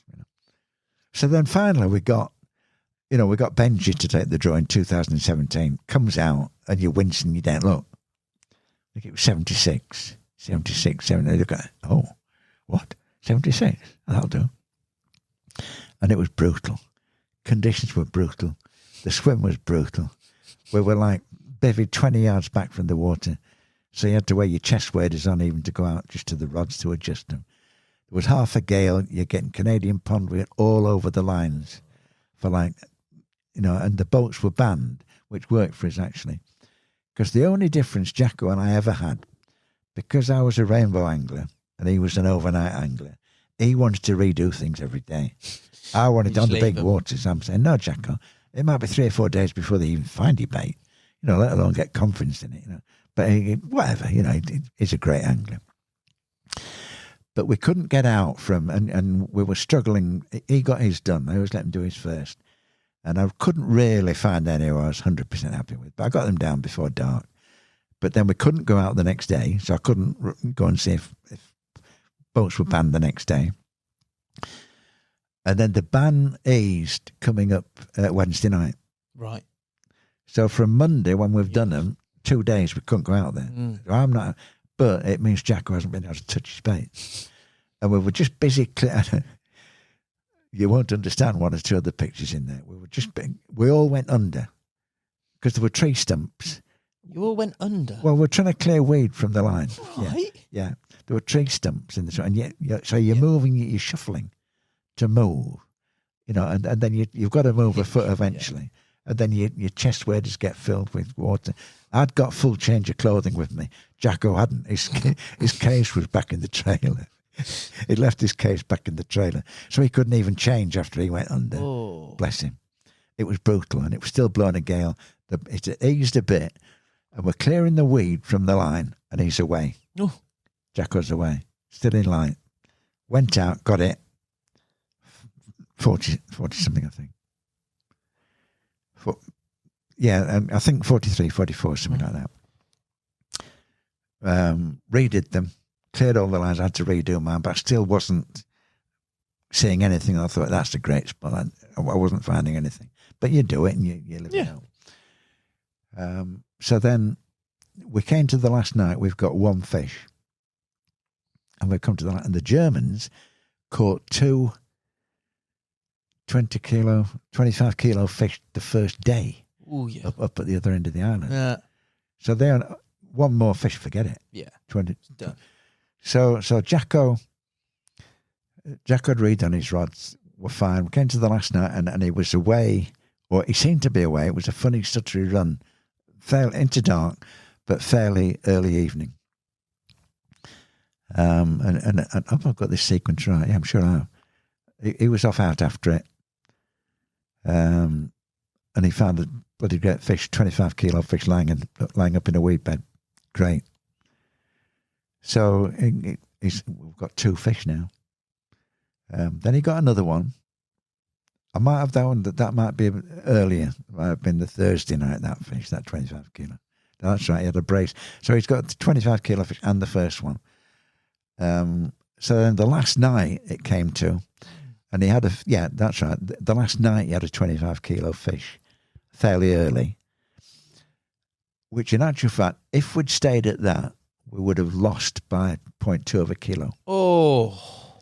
Because the third fish, and it got to, all the action had been before 2 a.m. And you knew from the reports coming in, because you hear it crackling in, nothing had happened after 2 a.m.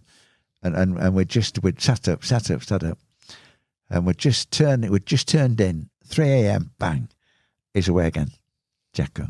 Off out after it, came back, that 47 pounder, which improved us by 5 pounds and put us 3 kilos in front, because the Germans had a last fish about the same time as Jacko's last fish. So we won it by 3 kilos on the strength of that last fish.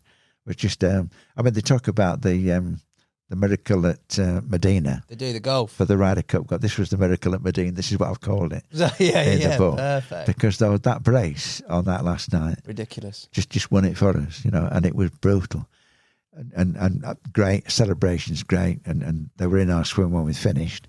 Then it finishes at 8 o'clock maybe. Took us 5 hours to pack up and get loaded up, because you got all the good wishes coming in on the phone and all the rest of it, 5 hours, and all the time Ross is, where are you, we can't start the ceremony without you, and we're waiting for the boat to come and pick us up. We've got everything piled up in one boat and tied down, Because every time you want to put something in the boat, you've got to wade through 20 yards of water to put anything in the boat. I'd rather have that, Tim, than a blank. And then I I agree with that, because we did that plenty of times with no fish. No fish. So then, it was after that, all right, well, I've got to go and defend the title. Because I'd said I wasn't doing it again, and Jacko said, yeah, we'll do it that one last time. We'll win it, Tim. He'd said this before this event. Okay, and he made me feel quite optimistic. So when we saw that draw, so then we won it, which was mega, because from 1998 to 2017. Wow. There's a lot of effort and a lot of heartache in all that. Wow. Yeah. I mean, Jacko had been second in Italy, fishing with Tuffy, bless him. Which I went to Italy once with Briggsy, and that was too far for me because it was very, very peggy, the Italian water. Right. You would out of the 110, you were talking about maybe 20 pegs might have a chance. And with your look at the drawers, long odds, yeah. Odds. So we'd won that. So I said, well, I suppose I've got to be involved in defending it the next year, which I did. And was it on tape when we were talking about that, the dark side? No, that was before, wasn't it? Yeah. Because, and I shouldn't really say this, but there is a no-carp alley at Medine, which is at the back of the main island. And it's all right being bivvied on the main island, because I was 3 times. But the far side is what they call the dark side, because it's in the woods, never sees the sun, never sees any carp. And when they're doing the draw, you're ticking off the swims. You're watching the swims. And there was 1 swim left on the dark side when it was our turn to draw. And Benji drew it again, because he'd done the draw the previous year. And I looked at this number 33 in his hand, and I could not believe what we were looking at, because it was just a no-hoper. You've just got to do it. You've got to, load everything up and go out there with the boats and get set up and camp for 5 days, break it all down, fight to get loaded up at the back end again, because everyone's trying to unload and get stuff in it, and that did it for me. I mean, really, the winning year was so brutal, those conditions, and Jacko was so marvellous. That I mean, when I say I didn't contribute much, because you need someone standing out in the water whenever the boat's coming in and out. And the rest you work of it. as a It has to be a team event. It has to be a team event. But he was just magnificent. And that brace that last night that just sneaked us in was just, well, it was a miracle at Medina. Tears? Was there tears, national anthem tears and the likes of? No, I was drinking champagne by that time. There's a great picture of me with a bottle of champagne going down my neck. And I'm not a drinker. I hardly ever drink at home. No. But these occasions, these social occasions, I mean, someone said, I read it recently, I like to have a drink so I can be me. And I know what they mean. You loosen up a bit when you're in company that you might find awkward. Yeah, nice. From match fishing, I mean, I've said before, your record's ridiculous there, and the end of it and how it all came to be. They are arduous matches and stuff. I wanted to talk about some more sort of continental, just ridiculous captures. The one that stands out for me that I've seen, especially sort of researching this, looking back in magazines, is the Reduta Common, because I've had Rob Hughes on, he's talked about Reduta and angling on there, Nash and various other people that have been out there with regards to the venue, the nature of it. But that fish, was it the biggest carp in the world caught that year? It was the biggest carp in the world that year. Reduta was very, very kind to me. Very kind. Yeah. I fished it. You see, I had an edge to me, looking back. I had an edge at Cassian because I was just fishing, starting abroad, and I always believed in good bait. And a lot of people going to, ready-mades will do, whatever, Now, these Reduta fish, the history of it was that Ceausescu had that valley flooded at 48 hours' notice. And the fish in the carp farms weren't brought out. So these fish were discovered in 1997. These were more natural than rainbow. But back in their memory bank were pellets. Yeah. Well, they've been reared. From where they were fed in the carp ponds. So always I took good baits, and always I took a lot of pellet at Reduta. And I mean, what you don't learn about Reduta, and what shocked me, was that some of the swims were full of smaller fish. And I mean, by smaller fish, we're talking about doubles and 20s. I mean, I had 22 fish the first day at Reduta in the Shepherd's Cottage stretch. And Crowe and the boatman had taken me out late at night when I got there. Couldn't wait. Such an atmosphere there. that I've not even seen it, and I'm out in the swim, and I put the head torch on. You had to take everything in one rucksack, and the rods, just the mystery of all that.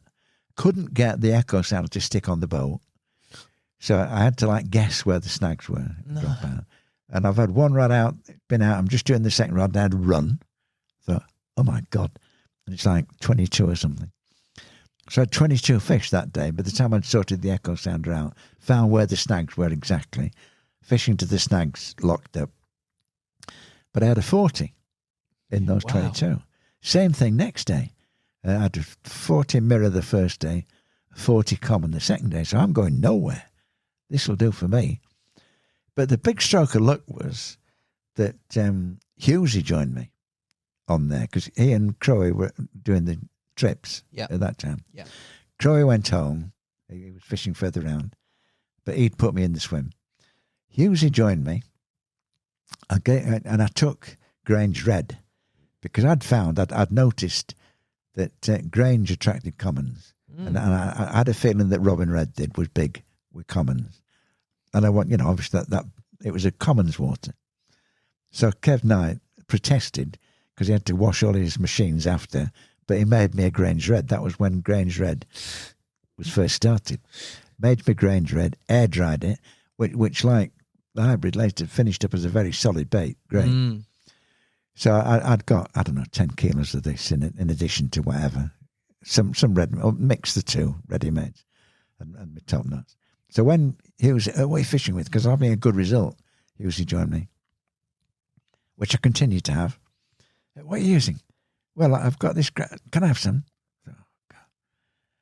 Yeah, all right, Rob. Yeah, all right. So I gave him some of my precious Grange Red. Then the next move was, and he'll bear this out, because I loved the guy. He was great to fish with. After 2 days, he said, there don't seem to be any fish in front of me, Tim. Do you mind if I go and look to your left to see what's up there? I said, no, carry on, Rob, you're fine. Because the river ran up from the left, like behind the snags we're fishing towards. And we're fishing at probably 100 yards to the snags, so you're not fishing under your feet. Anyway, went up there, looked. I can't see anything like the look of up there. When I say went and looked with the echo sounder, I said, well, I'll tell you what, Rob. If you'll move the bivvy, and I can leave this bivvy here, I'll move further left, and you can come in where I am now. Yeah, okay, we'll do that then. Okay, so I've got to start again. I moved 120 yards to the left. I've got to start again. And I found this gully running up from the river to the snags, which nobody had ever mentioned, because I don't think anyone had fished that far left. Yeah. And I found this really pronounced gully, probably as deep as that, 4 feet? Yeah. In 3-4 feet of water dropping down to 7 or 8 feet. And it looked to me like a roadway from the river to the snags. Oh my God, I like the look of this. So I spread some of the precious Grange Red along it, what Rob had left me with. Because I'd got no pop-ups for that, I was having to use double baits. And I was using that rig, that multi-rig I used at the time, so I was having to straighten it out because I like the hook link straightened. So I was doing it very surreptitiously, just as I set off back. Just put my foot on the lead for a minute and just straighten the hook link out. Because whether it's a snowman, it'll straighten itself. Yeah, with the buoyancy of the bait. With the wafties, yeah. So I had to straighten these out because there were 2 bottom baits. And I had a massive line bite that morning. And I was feeling total. There was that deep, just one little patch of mud about that next to the rods. And I put my foot in it with my deli boots. I had to have my deli boots on because to land any fish, you had to walk out into the water. I had to have my deli boots on. Put my foot in this mud patch. Jeez. Came over the top of the bed. Had this line bite, and it's got to 11 in the morning, and I'm feeling really. I'd gone back to bed. I'm feeling really pissed off with it. It's like this darkest hour before the dawn thing that keeps recurring. Anyway, then I'm away. Play this, and the only remember because it was very coloured. The water closed in with in and out turbulence. Just watching this line go backwards and forwards in front of me, backwards and forwards. This is 11 in the morning. He's still in bed, Hughesy, down the bank. Rob, backwards and forwards. in the end, as they do, eventually the tire, this thing comes up. Put the net under it, and I thought, you look big. But then, if you look at pictures of the Risotto fish as they were then, some of the commons had like a pronounced crease down the side. Yeah. And it had that crease, and it's looking like the best fish till then was a 46 common with that. And I'm looking at it and thinking, you're not the fish I caught last week, are you? Mm. So I got confused about it. Anyway, I got it to the edge. I started to twig it then. Managed to get it up on the scales. And I'm looking there. I'm hoping it's a 50. Yeah. So I'm looking there on the scales, and it comes around here. Jeez. And I've got my glasses on. I have to take my glasses off to see that. Glasses off. I thought, what the hell happened there? Pull it up again. 73. Oh, I thought, never. And this is like 6 months after casting with the 63. Jeez. Now, Rob, and ages. Eventually it comes tumbling out. And I've got it in the net, in the edge. But then, Yeah. So I'm coming up, picked it out. Can I swear on this? Yeah. Yeah. Rob comes up and he looks at the fish on it. He says, that's fucking enormous. I said, I figured that. I've just gradually figured that. So even when you hoisted it up, you didn't think, oh, it's well over 50, this? No. Well, no, yeah, I was thinking it's over 50, but we're in a foreign language here at 73.13. Yeah, that's I wouldn't even be able to mental. pick it up now. So that was the 73.13. And at the end of the session, when we went in, because the other countries had been doing so well there, that all the guys had got in before us, they all came to the gesture and applauded. And I thought they were being sarcastic. Rob says, no, they're proud. They're proud because it ain't the Germans this time or the Dutch or whatever, it's us. It's us. And it was great dinner that night in that hotel place that was there. But, I mean, that was brilliant. And Crowe put me in the swim. But my greatest session of all at Reduta was the world record bay one. When I had, I think it was 840s and a 50, fishing it. And that was when I was fishing with Rob and from Kent, whose name, I always call him Huey after the night's drinking we had with Merv when we arrived the night before. But anyway, I went across the far side of World Record Bay, which no one did. When we were dropped at World Record Bay, which they did, there were the kids came and sat watching us. I thought, I do not want me as a spectator sport for a fortnight. So I went across. I said, what's across the far side? The old riverbed. I thought, okay. I went across the far side, which no one had ever done. Robin Huey went on the end, and I'd got mono on. Right. I'd still got mono on. We hadn't latched into it's just pre me going to. Hadn't latched into braid, but then.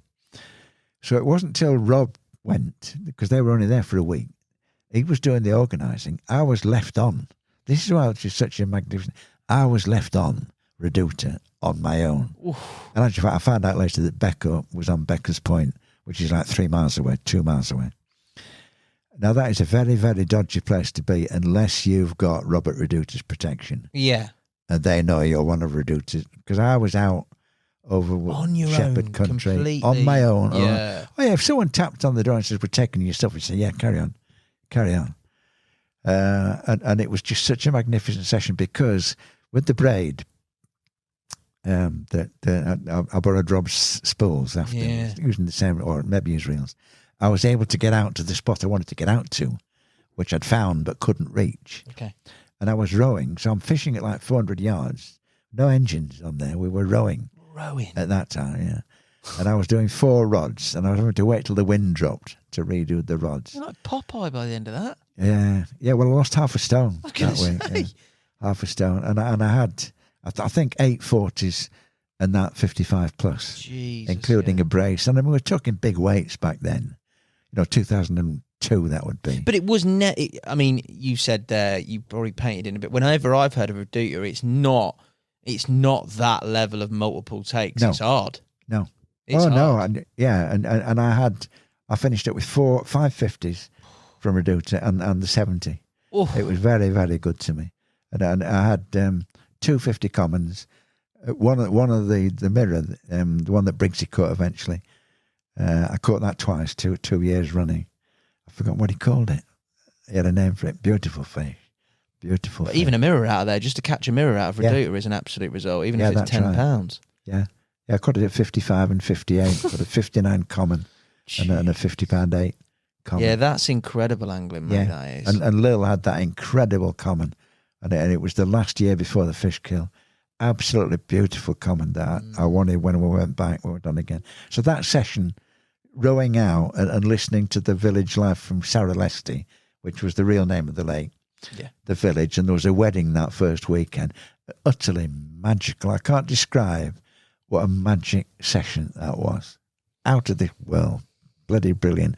And proud of it because I was on my own and I knew I was at risk. Yeah. You know, you think, but you knew that Robert Reduta ruled that part of the world. Ruled that part of the world. Yeah. So I think it ain't going to happen. But looking back, you think I wouldn't do it again. No. You know? Because Robert got the dates wrong. Robert got the dates of when the fishing closed, and he'd taken my money for a fortnight, finishing a week after it all finished. You had a week apiece, sort of. Yeah. Looking over your shoulder. Yeah. In the theme of 70s, we've talked about the Reduta 70, but overall, you've quoted me 5 70s here from 3 different waters. Is that correct? Yeah, I've had 2 braces of 70s. Other than, Where are they from? The Tyats. Braces of 70s are the Tyats, which again, as I was describing, do you want that story? Yes, give them. I mean, it's not every day you get a brace of 70s. No, but the luck involved, and it isn't being modest, you know, because, I mean, I don't know whether you saw the PDF I sent you. Yes. Which I couldn't open, which was, you know, how lucky was that sort of thing. Because, you know, I wasn't getting the 70 from Rainbow, and I wanted the second 70. So I'm looking at waters that held 70s. What's this Tyats like?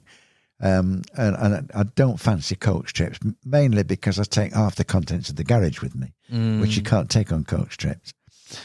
So it came up a drive and survive in March before the coach trip started. And Tom Duncan Dunlop and I, who I've fished with a lot, hasn't entered the equation yet, Tom, but I fished with Tom Duncan Dunlop a lot. He is mad as a snake, and he won't mind me saying so, in the nicest possible way. So we went in March, got the SP on it, and it was exactly like Rainbow. They wanted people, the Haldane brothers, who'd rented it, they wanted people to catch carp when they went on holiday, so they'd filled it with carp. It was a runs water. They'd made it as a runs water.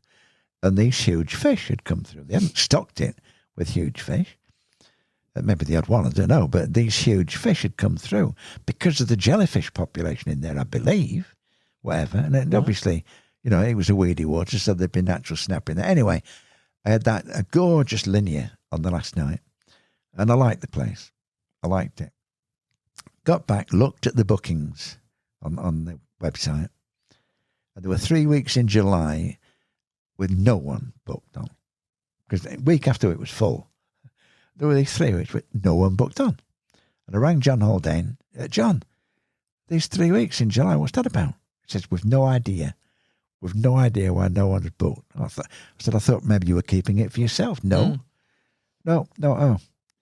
So if I book for 2 weeks, can I go drive and survive? I'll have a word with Simon Haldane. Came back to me. Yeah. If you book 2 weeks, did me no favours on price. Yeah. Write-ups or whatever. But I was paying up. I sent him a cheque for the full amount, which I remember $1,300 on, I think, or $1,400 or whatever, which I couldn't afford now, but at that time I could because we were in full flow. And and I got lucky with my air drying of baits because it was a week of gorgeous sun before, and I'd got hybrid with me, which I knew was a bait there. And I was able to air dry my baits to perfection as I wanted them, because I wanted to throw and stick them out. I wanted to put my bed of bait down, then not go out in the boat, because I just got the feeling in March that they got a bit quiet after the boat had been out. So then I got Kev to make me 3 different colours of wafters. White, because I was getting the message about, I'm telling you that story about Gigantic, I'll come back to that, about wafters, and I had white, yellow and natural wafters, because I thought 20mm baits, they're going around sucking in. Here's another one, whack to the back of the mouth. They can get in a panic, particularly with that 360 rig. I don't know whether we're allowed to talk about the 360 rig, which is handled with care, If you use that, always unhook your fish in the net. Do not pick a net up. Anyway, I've got to be honest, I was using the 360 rig. Yeah. I used it wherever I could because you imagine, going back to Rainbow, you hook a fish against the snags at Rainbow, which might be 80 pounds, and you've got to walk back with it. You just walk back with it. You stay in there, or I'm walking back with it for 10 yards or whatever, and so you need a real hook hold there. Anyway, Oh, yeah.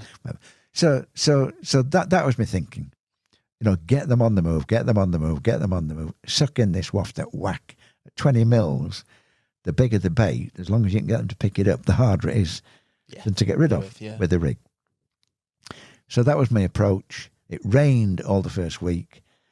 I had John Haldane and his son turned up and fished down the far end, and they were around having dinner.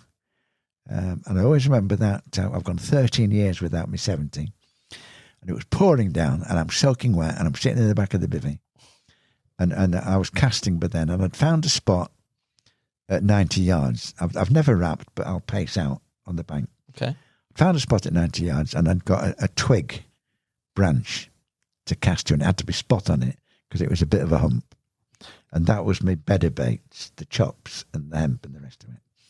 And I'd seen a good fish show over it earlier. And I'm sitting there, and it's coming up dark. I thought, I'm not 100% on that. So I went up, clipped it, and got it a yard to the right of where it banged. That is on. That's the one. Went back, and I sat in the bevy. I thought, now, if I put my waterproofs on, nothing will happen. If I stay soaking wet, I'll get a run. So I just stayed without my waterproofs, and I'm wet in the bivvy. And I can't remember now. I'd have to look it up. An hour into dark or 2 hours into dark, bang, off it went. And I've obviously got a battle on my hands. This huge thing comes in the net. Got on the phone to Jake. The Haldanes were still round there. I've got a big fish. I even struggled to pick those things out of the water now. Haldanes came round. Oh, yeah, there's a big fish, Tim. Yeah, I think it's so-and-so. And I'm like, how big is this thing? It's, I think it's that fish. Oh, how big does that fish usually go? 66, 67. Oh, so they get it up on the scales. Can't remember now, what was it, 72? Oh, it's clover. Known 70, they haven't recognised it. 72, 13 years on. I've got me 70. There's no one else on the water. Tell that with the story. It's just me there. That's ridiculous, isn't it? Isn't it? Just ridiculous. And then word got round, and a handful came on. Yeah. Including Merv, who I hadn't seen since that night at Reduta. Since you'd had your 70 before? Yeah, when we drank. No, it was the year after we. Oh, when you had that hit, yes. When we drank his bottle of vodka because the bar closed. That was why it was Huey. Can't remember his name. He'll kick me for that. Anyway. And I see Merv coming down the bank with his dark glasses on because it's a bit flash, Merv. And so they'd agreed I could stay in the same swim rather than uproot. Because it wasn't one of the most popular swims. It was all right. So they came round, and I'd had a good fish that morning. And I'd had a cut-off that morning as well, which I didn't understand what it was about. Anyway, Merv's setting up over in Bailiff's Point, and the other guys have gone to their swims, and I have a run. I'm going to have to use language again here. You're right. Same thing. And like I play this fish in. Merv's seen me playing it in, and it comes in the net, and the Dutch guy, the swim down, saw I was playing a fish, came up, looked at it in the net, and he said, oh, it could go 50, that. I'm thinking, what? Anyway, Merv came up, and it's still in the net. Got the net line down, sorting myself out. And Merv looks in the net, and he said exactly what Rob said. That's fucking enough. And it was. That was a new personal best, 75. I think it was 75.14. So I finished that session with the 270s, 260s, including one of my favourite fish ever, that lovely two-tone. And I think 550s and 19 fish I had. What a session. Yeah, just amazing. And it stopped raining on the Friday evening. I took a picture of the sun. The sun had just setting as it stopped raining for the first time literally all week.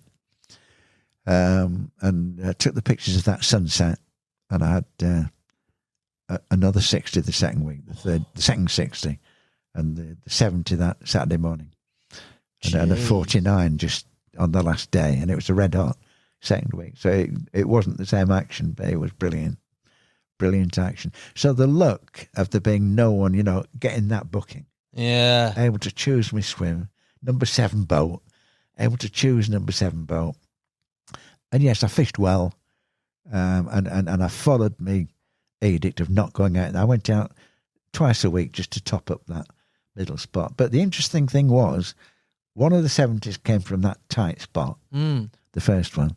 The second one came from about 10 yards off it on the scattering of baits. And it's what I've always adopted since. Nice, really good guy. There's some incredible big fish there. It's like that. The starting point of that was at Gigantica. Yes. Young Tom Dove. Yeah.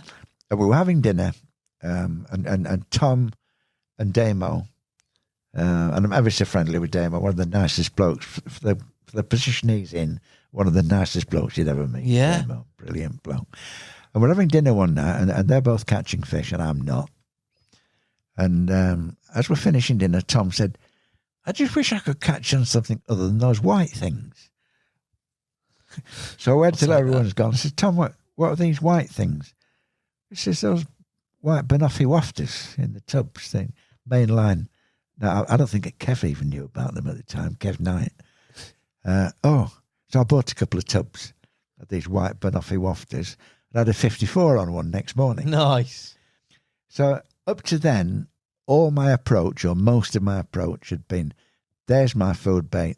That hook bait is as close as possible as I can get to that. Yeah. But it's a wafter, or it's a snowman, or whatever, of the same bait.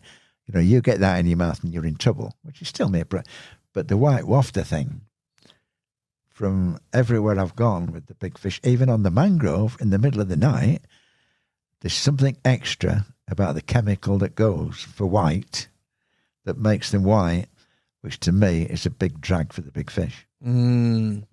Yeah. Because when you start catching from the sill in the middle of the night, you think white's nothing to do with that. No, they can't see something they extra can't there. Pick colour out in that. And I had the most amazing session on the mangrove. First time I went on with those white wafters, because it came to the point that the only time I've fished it was for work parties. Right. And it's over 100 miles from here, so I'll go for the weekend or whatever, and I'll do 2 nights. Yeah. And I was in Fallen Tree with the white wafters, and I had 12 fish, 10 fish in 12 hours, including paw print at 39. Oh my on days. The white wafters, without bags, because I'd found a couple of spots in the pads that I could cast to without the bag. Just drop it in. And I know Jim Fielding was there as a guest with me. And I'd been to the shop and he came in. I've come to join you for a cup of tea. All right, Jim. I'll just chuck this one rod out into that spot before I make the cup of tea. And this is middle of the day. He's come for a cup of tea. Chucked it out. Turned around to put the kettle on. It roared off. He said, I never even saw Hutchie do that. That is class. Wafters. Bang. And the mangrove one of Runswater, was it by any means? The mangrove was... They were on them. Yeah. Wow. Yeah, so that was down to Tom Dove. But chance remark at Gigantica. Taking it on. And from then on, white wafters has been my line of attack. I like it. Rigs wise, what have your thoughts been over the years? Have you been pretty set on a few rigs? You said they're the 360 rig. But mainly because I couldn't be arsed with the one that I was doing, which was like the reverse. What I was using for a long time was like an 8-inch stiff boom with a 2-inch braid section at the end. So a combi rig, essentially. A combi rig, yeah, but like the other way, yeah, with the movement and with always with the sliding, on the hook, on the shank, with the sliding hair on the shank. Okay, always. yeah. You see, I had an argument with Nash about that. Bless him. Don't watch this, Kev. Difference of opinion. Yeah. Because you see, Kev was on about the tubing. Yeah, he's blowback rig. Yeah, great about the tubing.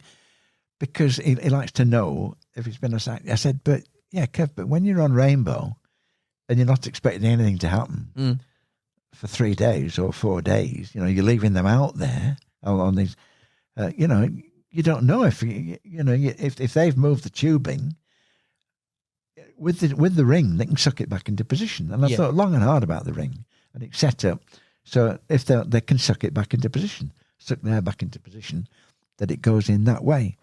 Well, I wouldn't be leaving it out there for 3 days. I thought, okay, whatever. Okay, we'll just have a different. And I accept what he says for shorter session stuff. Yeah, where you can inspect your rig fairly frequently, but where you're leaving it out for 3 or 4 days, I think the ring scores over the tubing.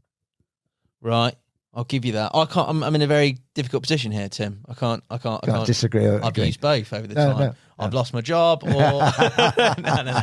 I'm just saying the difference between short session. Yeah. And long session, and you need and that resetting. Says, it is a way of life at Rainbow, and it's something you learn that you're leaving it out. After been fish caught at Rainbow with the bait after a position of a week. Yeah. Now would it have been caught if he changed it? And I don't know what it's about at Rainbow, because it isn't. If it's Medine or Reduta, where it might be 3 days before they come across your bait, but in the hot swims at Rainbow, with these swims, it isn't quite like that. They're never that far from bait, although they are very location-wise, they can be very tight. So you wouldn't think that it was necessary to leave it for whether it is that it's no longer got the smell of a human being. I mean, I always remember Rod saying the first time I saw him give a talk, other than the start of the Carp Society, and it was in Manchester at Sale. And he always say, and it was just a talk. It wasn't with slides or anything, because there weren't so many slides in those days. And he said, just remember, he says, your bait's out there for the day, and that carp might have been over it 6 or 7 times before he decides to pick it up. And if you move it after the 5th time and it's gone somewhere else, you're starting all over again. And I'm thinking, and this came into my head with the big waters. But translate that to days.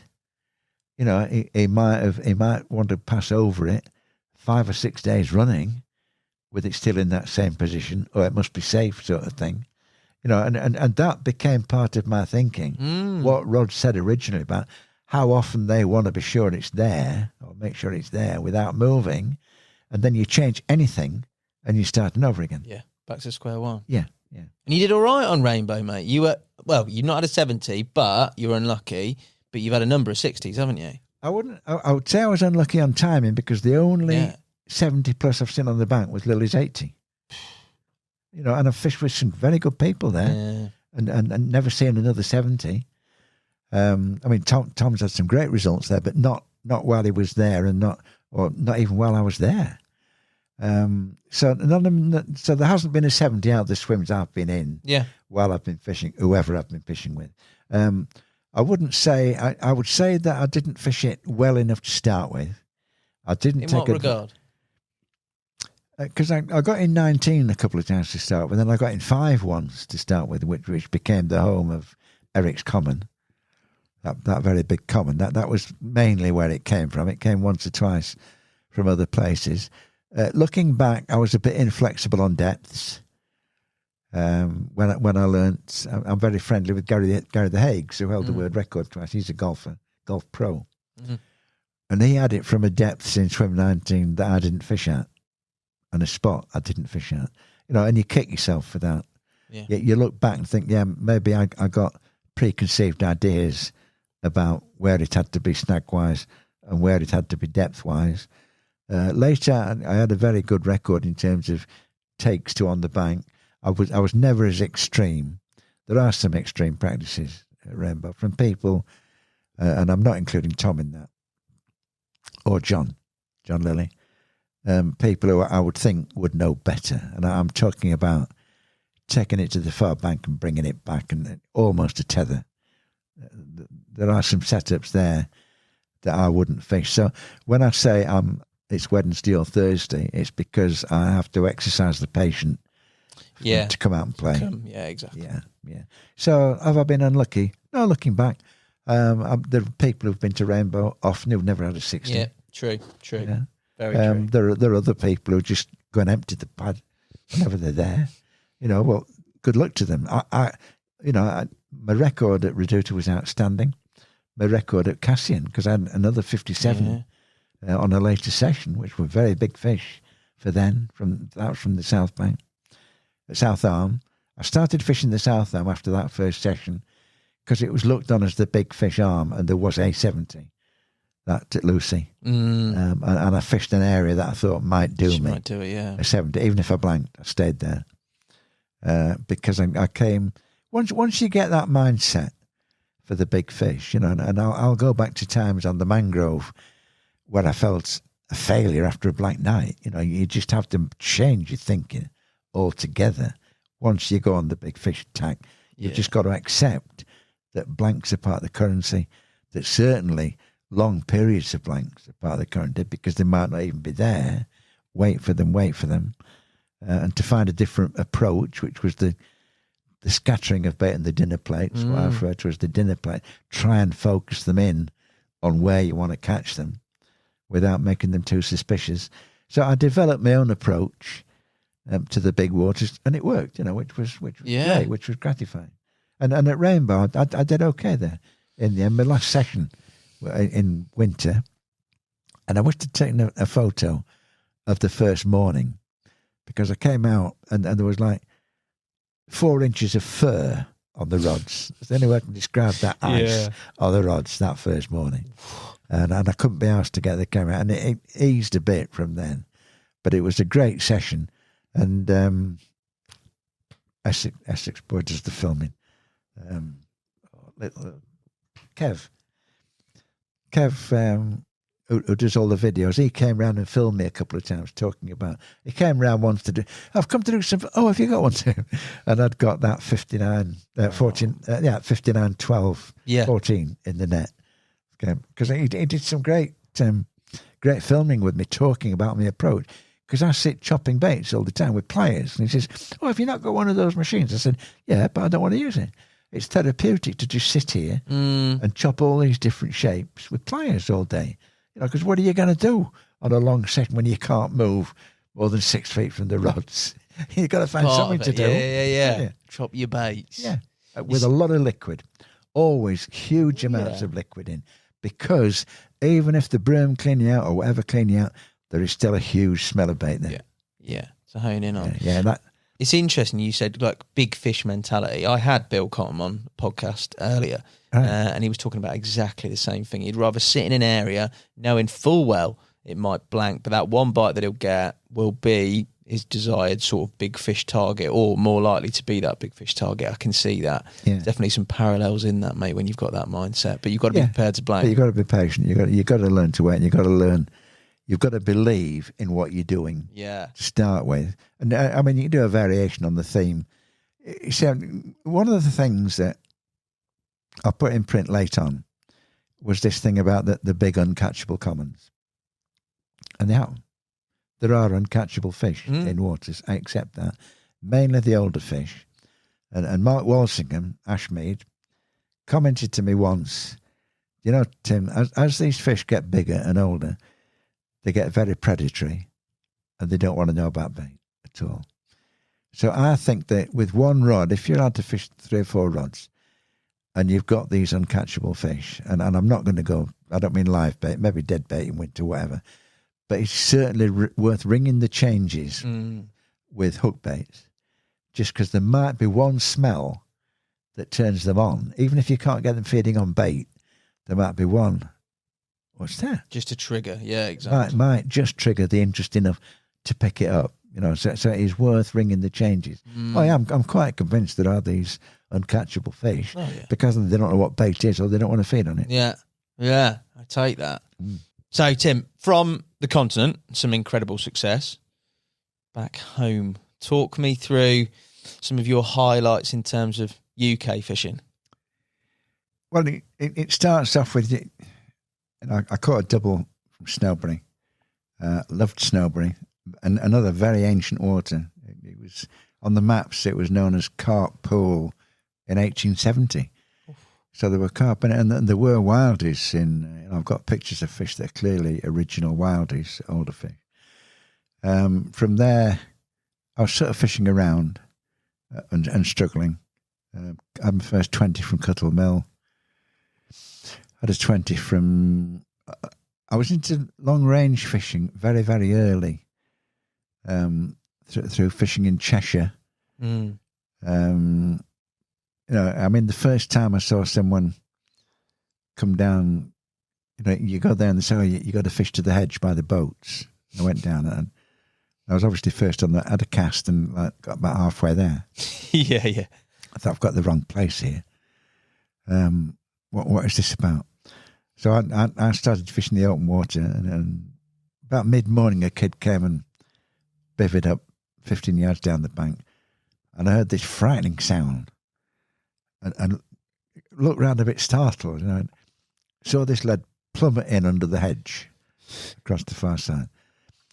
I discovered after that the frightening sound was a shock leader knot going through the rings that we used in those days, you know. So I realised that I got a lot to learn. Started going through all different rods to achieve. I mean, I've never been a hugely long caster, but I got long enough for that era. Going through some frightening, I mean, the fibre tube 132s, you know, to flay fish on, they were frightening. I think they were pipe rods, whatever. But you went through all sorts of blanks to try and find something that would get you across. I never did get across to that hedge that kid got across to that one. What range are we talking there? What are you saying? I would think it was certainly 100 yards plus. Okay, yeah, it's probably a decent cast now, but in those days, oh my God. So, you know, I'm fishing there and I'm fishing around looking for someone, and then Dave Preston, who became Preston Innovations, and whatever it is, Bates, he was trying to get published in Course Angler. And Colin Dyson, I was very friendly with Colin Dyson as editor, but then and he gave me stuff to read, and I said, yeah, it's fine, Col, it's fine. So Dave obviously felt he owed me, because he wrote me a letter, said, Tim, I'm starting the water on, and I'd fished the mangrove the previous year. I'm starting the water on this 15-acre lake full of fish, only 2 swims on it. Would you like to join me? And I thought, this is cloud cuckoo land stuff. They don't believe a word of it, but yeah, I would like to join you. So I went across, met him at Newport, Shropshire Newport, and we drove across there through the lovely Shropshire countryside, which was my introduction to Shropshire. And I paid £1 a day for 10 days. Result? Just a day. No one knew, but it was just a day ticket water then. Right.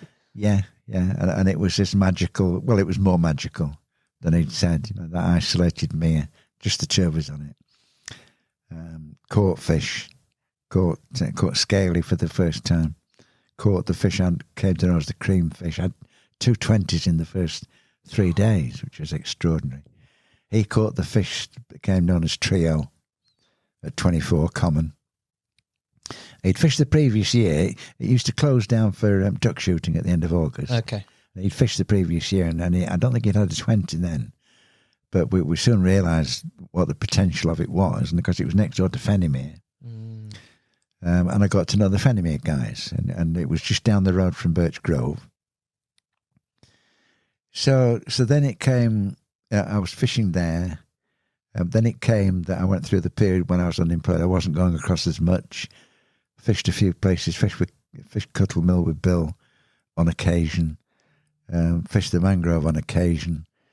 The atmosphere was deteriorating on the mangrove. John and his friends became a bit, it was their water sort of thing. And in the end, there was an incident occurred which decided the owners to make it Syndicate. And I presume they asked a few people if they wanted to bid.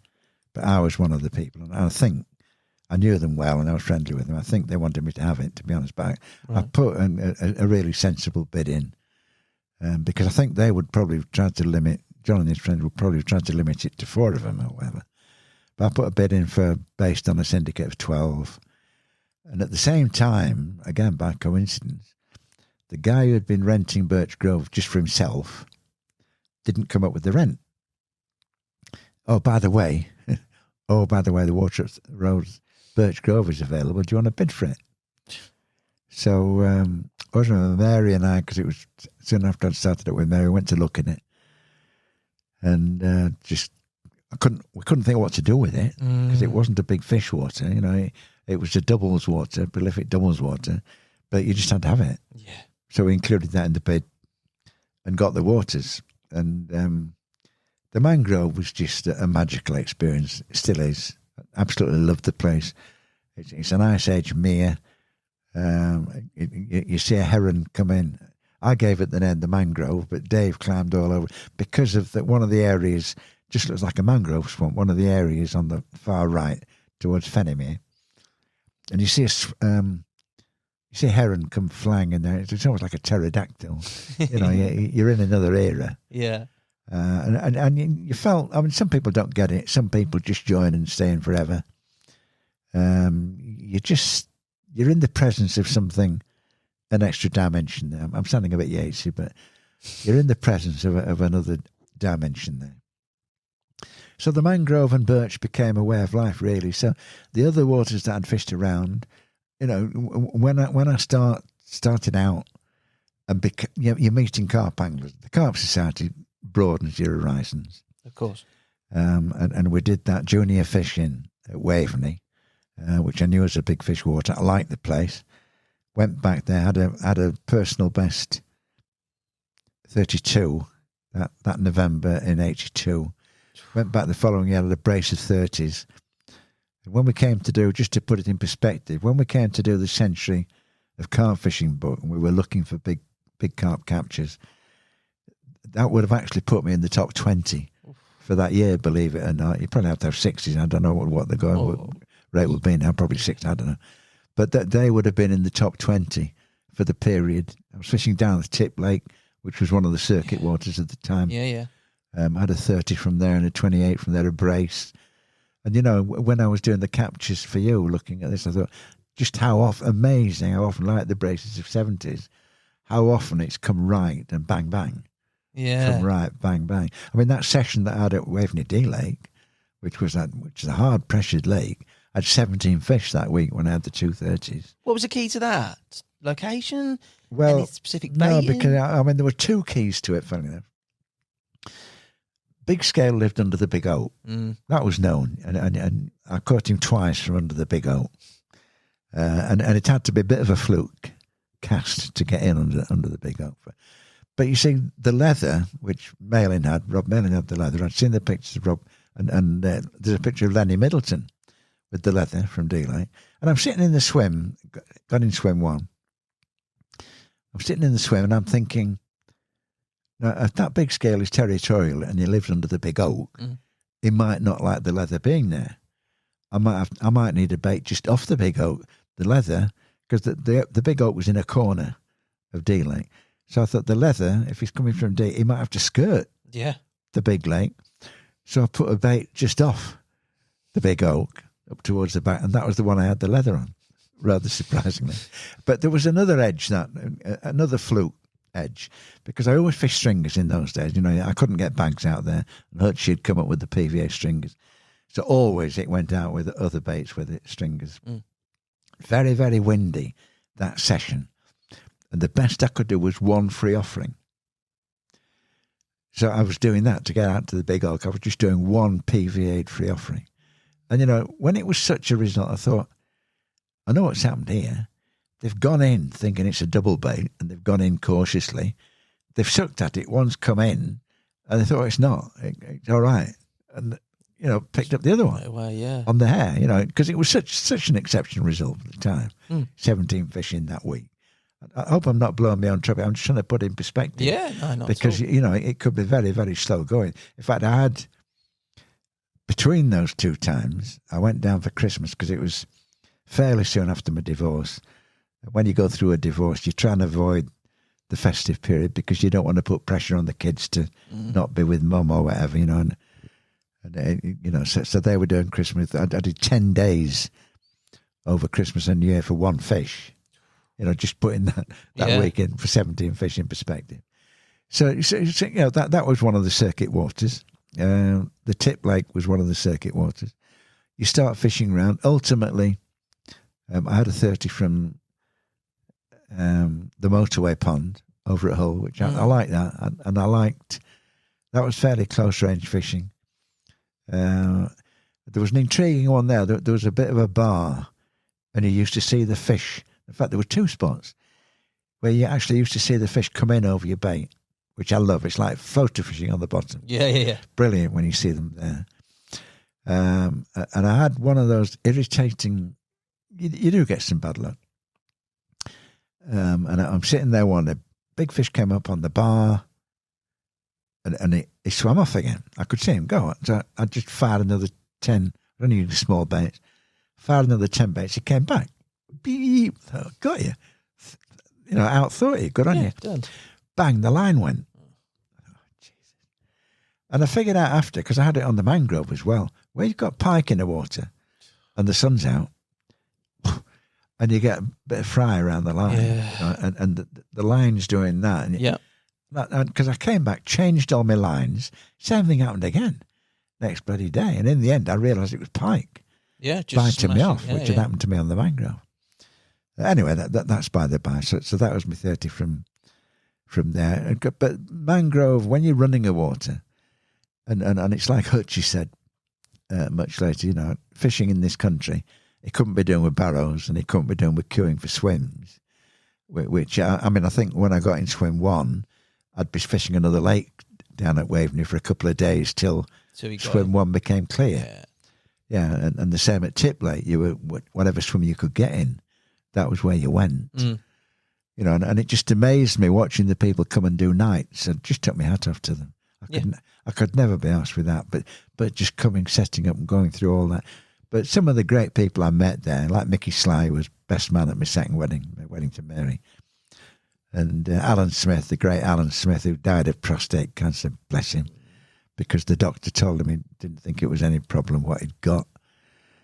Great mind, great bait man, brilliant company. So that the Carp Society opened your horizons. 30s from mangrove, 30s from birch. They're massive fish at the time as well, aren't they? 30 from Chilham Mill, funnily enough, in one of the Fish with the Stars events, which was a nice result for me. Second Kent 30 from a different water. Yeah. On plastic corn, just cast out to 100 yards. 1 grain of plastic corn cast out to 100 yards onto a bar because I couldn't get a bag there. Yeah, I'd tried 3 times to get a bag there. Couldn't get, just a little bit, couldn't get the bag there. Just chucked this 1 grain of corn. I thought, well, nothing lost. Bang. Lovely fish, mirror.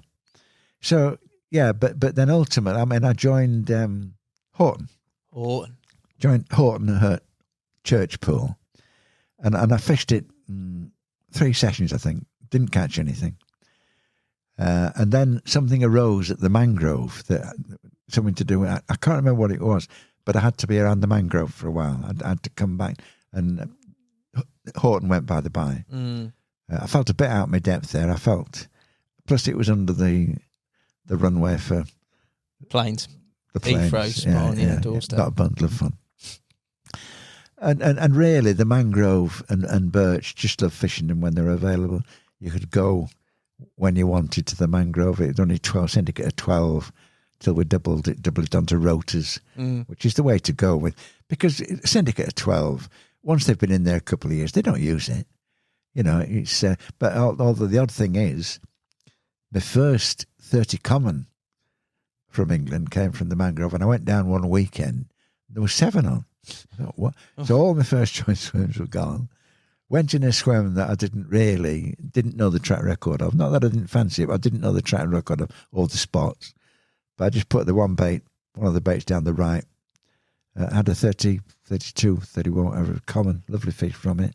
So I thought, we'll never prejudge. You're obviously leading too limited in existence. So then ultimately got the invite down to Nash's Lake, Church Pool. And I hadn't really, apart from Horton, which I didn't stick with, I hadn't really fished a 40s water. No, because mangrove and birch weren't 40s water, and that was where I was focused through the 90s. Shropshire way, yeah. Yeah, and then you start abroad. So I'm trying to think, I might have, but I can't think. I wasn't fishing to go on. It didn't become a target, if you know what I mean, the 40. Like the 70 obsession became it. It didn't follow to the same extent. Went down to Nash's Lake, had the very obliging cuckoo fish on about the 3rd or 4th night, 42.5, bless it. Yeah. Lovely fish. gorgeous fish. And the number of people who've gone there. You see, I've got this thing about fish that they get you smell. Yeah? Oh, yeah, I think they get you smell. And if you've lost a fish or caught a fish on a water you're a regular on, I think it becomes very, very difficult. They've got your smell. Never mind what the bait is. And what they've got your smell. You're a source of danger to them. The linear on the mangrove, lovely linear, which I caught the first one during those first sessions in 83. Never caught it again. John Lilly never caught it. And it was one of those fish that a guest would come on, be one of the first fish you'd have. It became the same with Scaly for a while. You know, Paddy came on, go in that swim, Paddy. Yeah, I've had the linear. You know, and this started to make me think, okay, so why are the regulars not catching it? Have they lost it? Have they already caught it? Well, it's got on. And it's strange. And it was more than once that happened. I'm talking about 5 or 6 times.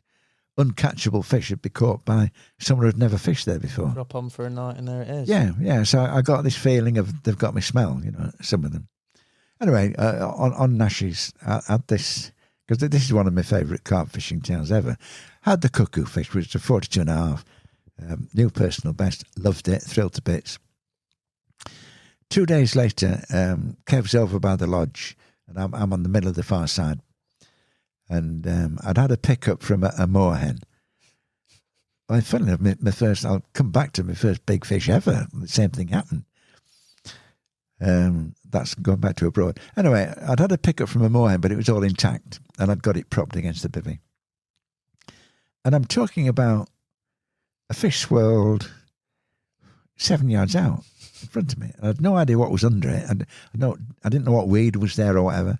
So I put some foam round the hook and the hook bait, just lobbed it out under them, put the rod down in the rest, and literally I'd just put the bob in and bang, it's gone. And Kev saw this, he came round, helped me land it, and his wording was, when he looked at it, that'll be your personal best. That you know, I work with words, and it stuck in my mind the way he said it. He meant that's your personal best, but the way he worded it was, that'll be your personal best. Anyway, it wasn't. It was 41.5. Big lump of a looking fish. I'll continue that in a minute, but where the real luck with that was, I saw a fish move a couple of days later, a bit further down, and I set one up. It was quite cold in front of me, couldn't see what happened. The foam wasn't dissolving. So this fish topped in front of me. I put foam around the hook bait. I found out later the foam wasn't dissolving. What? So this fish has grabbed hold of the foam and the bait and the whole shooting match. 6. And it's been my second 40. Anyway, I was back there. I went back the following year and didn't have a big fish. Had 2 or 3 nice fish, but didn't have a big fish. Went back 2 years later, fished outside the lodge. Found 2 spots which were reasonable. I was just backing out in the weed.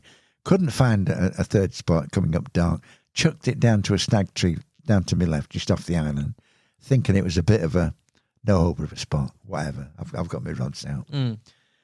And anyway, first thing next morning, after the swans had finished swimming through my line, I thought it was swans again, but it wasn't. The rods wound round, bang, landed this fish, lovely, 45.5.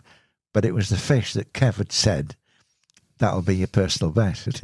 This time it was 45.5. It still is in terms of English fish. You know, so it was just the way he said it. Yeah. Whenever I've written about it, I've just said Mystic Kev, you know. He predicted it would be my personal best, and 2 years later it was. And you still fish it now, don't you? Go down to church, don't you? Went down this year. Went down with my mate Merv. But actually, I went down to do a podcast. You did. Kev had booked you in with the dates I was on holiday, hadn't it? Yeah. I've preferred this, to be fair. This has been a nice escape for me, Tim.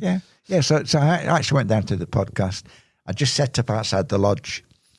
I had fish movement in front of me. I was just bagging out there, put a bit of bait in. I was with Nige, by the way, from Talksport, and my mate Merv Pennell. They had a fish each. We didn't get a picture of Nige's. He just took it on the phone. He had it at 2 a.m. or something. Yeah. But Merv's was, we went around and took pictures of Merv's. Great pictures. I can put one in for you. of Houdini. Lovely, heavily scaled mirror. Lump of a fish, brilliant. 38 something, I think it was.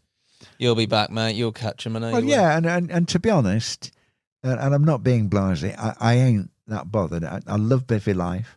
I like being there, which I think became part of the mentality, because you've got to enjoy being there. And very often you go on waters, and for the first couple of days you're restless and you're used to your own way of life back home. You know, I mean, this setup here, get up in the morning, make a coffee, go and look at my iPad for yesterday's football results and any messages. You know, if there's last night's washing up to do, come down here for 6 o'clock. That's my way of life. Golf twice a week. You know, so there comes a point you've really, really got to be driven to carpfish and really driven to pursue targets in carp fishing, because and I've always, if you're going to do a winter, you do a winter through, not a winter look out the window or whatever, because my first, that exceptional winter I had, when I caught scaly at 38 and a half on the 19th of December, you know, I'd only got 2 nights coming up before Christmas, and it's over 100 miles away. No, do it. You said you, but prior to that, I was doing a session, and I'd changed swims for that session and agonised, but I'd been in Lightning Tree, and it was one of those cold, raw November days, late November days. No, early December, 5th of December, early December days. No open, you know. And just suddenly, you felt the pressure drop, and you felt the air temperature go up about 5-6 degrees, and 2:30, bang, it's away, and it's 36.5, personal best at the time, just like that. And no good sitting at home. No, you miss it. When that, you just got to do it, and if it's a 2 or 3 day blank, it's a 2 or 3 day blank. But winter has got to be a session, with obviously interludes of real life in between. But you've just got to, irrespective, because it can happen in the most surprising conditions. And when I look, I don't know whether you've noticed, I've got a coip on there. Yeah. Which I can see from my kitchen window. And you look out one day and you think, oh my God, I'd have caught today. Yeah. You see those things, they're suddenly very active, looking, why haven't you fed me today? Well, they haven't wanted to know for 2 weeks. Suddenly, why haven't you fed me today, sort of thing. You think, something's changed. I don't know what it is, but something's changed. Wow. You've got to be there. So you've got to do it. It's got to become very, very disciplined. Because I fish birch, and I had the odd exceptional winter session on birch. And you suddenly had 12 fish in 3 days on birch. You know, you think, don't know what happened there, but I'm glad it did. Great. Yeah. What about dealing with silt? Because birch, mangrove, silty, classic ignore sort it. of mere. Just ignore it. You don't. What got me, and I said this to you earlier, was coming from fishing Neen Valley gravel pits. You're searching for bars, you're searching for gravel, you're searching for little silt pockets. As soon as you go onto some of these, when I went up north and started living there, to sort of Cheshire and the likes of, you're casting out everywhere. It's the same. It's just generic silt. There's a bit of bubbling, a bit of fizzing, and that. But in terms of drops, in terms of all that sort of stuff, it's all pretty much of a muchness. For you, you're used to that. That's the norm for you, isn't it? I'm used to that. It wasn't easy to get used to it. No. You know, because our ideas of location, particularly in the early days, lily pads and islands and gravel bars in the case of the silt patches between, or wherever, you know, you're looking for some feature. Fishing to features is one thing. When the whole feature is silt, you know, and my memory went back to Hutchie, watching him fishing at the Lido. First time I saw him fishing, I took some across for him. And he got an island 60 yards in front of him, maybe. I can't remember the distance. I said, all your rods against the ice? He said, no, there's a couple of patches that when they come through, they'll just dip down and see if there's any food there. So I've always got a bait in one of those spots, you know, 'cause that's where they feed. Bang. Oh. So when I went on the Mears, and to start with, the pick bait up, then they got pressured. They wouldn't pick up bait around the pads. So then you're looking for feeding spots, you know. And it took me a long time to recognise that head and shouldering, you know, and occasionally it can just be one of those things. And I'm talking about head and shouldering, not the swirl, that one, the silent. And I was fishing from the field one day, and I'd got my baits out, done all my spotting and the rest of it. 2 rods on my bed of bait and 1 maybe somewhere else, can't remember. And the fish head and shouldered maybe 20 yards to the right of the bed of bait. So I brought that one in, chucked it out. Nothing happened. Brought it back in before dark, chucked it back where it's been. But the following evening, just about the same time, same thing happened. Just that one. I thought, oh, hang on a minute. Whoa. So this time I left it there. When I reeled that one in, chucked it there. And nothing had happened on the bed of bait that previous night. Chucked it, 3 fish on that 1 rod, nowhere near bait that night. So thereafter, always, eyes out till dark, waiting for that moment, and if I could find that one 2 nights running, I covered that. I always remember John Holt saying, I don't really know John Holt's name, but he's the Carpman's Carpman, friend of Steve Alcott. No, he's never written, he doesn't do any writing. But and I put in print, when you find a spot like that, you don't need much bait there because they're going there to feed. The next show, I thought, John must read me. The next show, John said, no, you're quite right, Tim, but you don't need any bait there. You just need the hook bait there if they're going there to feed. So finding the natural feeding spots where they feed naturally, which is one that I learned from Rod, and I'm going back 40 years with that one, is absolutely huge. And it's why he always emphasised, his stuff on gravel pits in the tapes, it's just electrifying because he fished at different depths for the day, but he still said the natural feeding. He talked about bubbling. He said one of the bars at Save got pea mussels on it. He said, so the only bubble you'd see there'd be one. When they're picking the pea mussels off the bar, all you'd see was one, and they'd be there for an hour in the afternoon. So you always have to have, and that was like 4 feet deep. So it's my main depth on the gravel pits, like overnight into the morning, was always about 8 feet. That was like prime, 6 to 8 feet was prime. He says, but after that, depending on, they might be on the top of the bar in the afternoon. So I said, you moved your baits? Said, oh yeah, I'd moved my baits to whatever depth they were going to be at that time. It just took so much sense. Carp location makes it seem so simple. Extraordinary mind, yeah, extraordinary mind. So he was the guiding light on a lot of this. Like when I went to Redmire, it was I'd done the Redmire interview and the controversy following on from it. I went there for a weekend with Fred J and Len Arbery and Colin Dyson in '88 when the Carp Society first got it. Les Bamford first got it. And I went with Paul Roberts and his friend Jeff Cartwright, because I was a director of Redmire Pool Limited, Les and myself. So, and for many, many years, I didn't go and fish it off my own right. But in the early this century, I really started to get a feel for going to fish out. I wanted to follow in the footsteps of the giants. Yeah, of course. Got into Les, and I'd never taken advantage of being a director. So I was able to book a week each year. Absolutely loved it. And the first time I went there, which was 2008, that booking, I got really lucky because, John Lilly was coming to join me next day, but they were ever so active. And you see them and you think, they're just carp.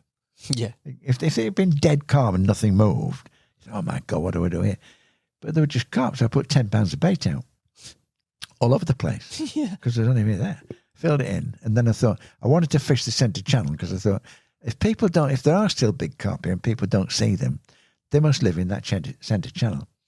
So my attack at Rainbow became what I referred to as depth charges, the biggest PVA bags I could get, which were going to get through if there was a bit of bottom weed there. Straight, yeah. They were going to, and I had a 20 that first night after I'd put all that bait in and my depth charge, and that.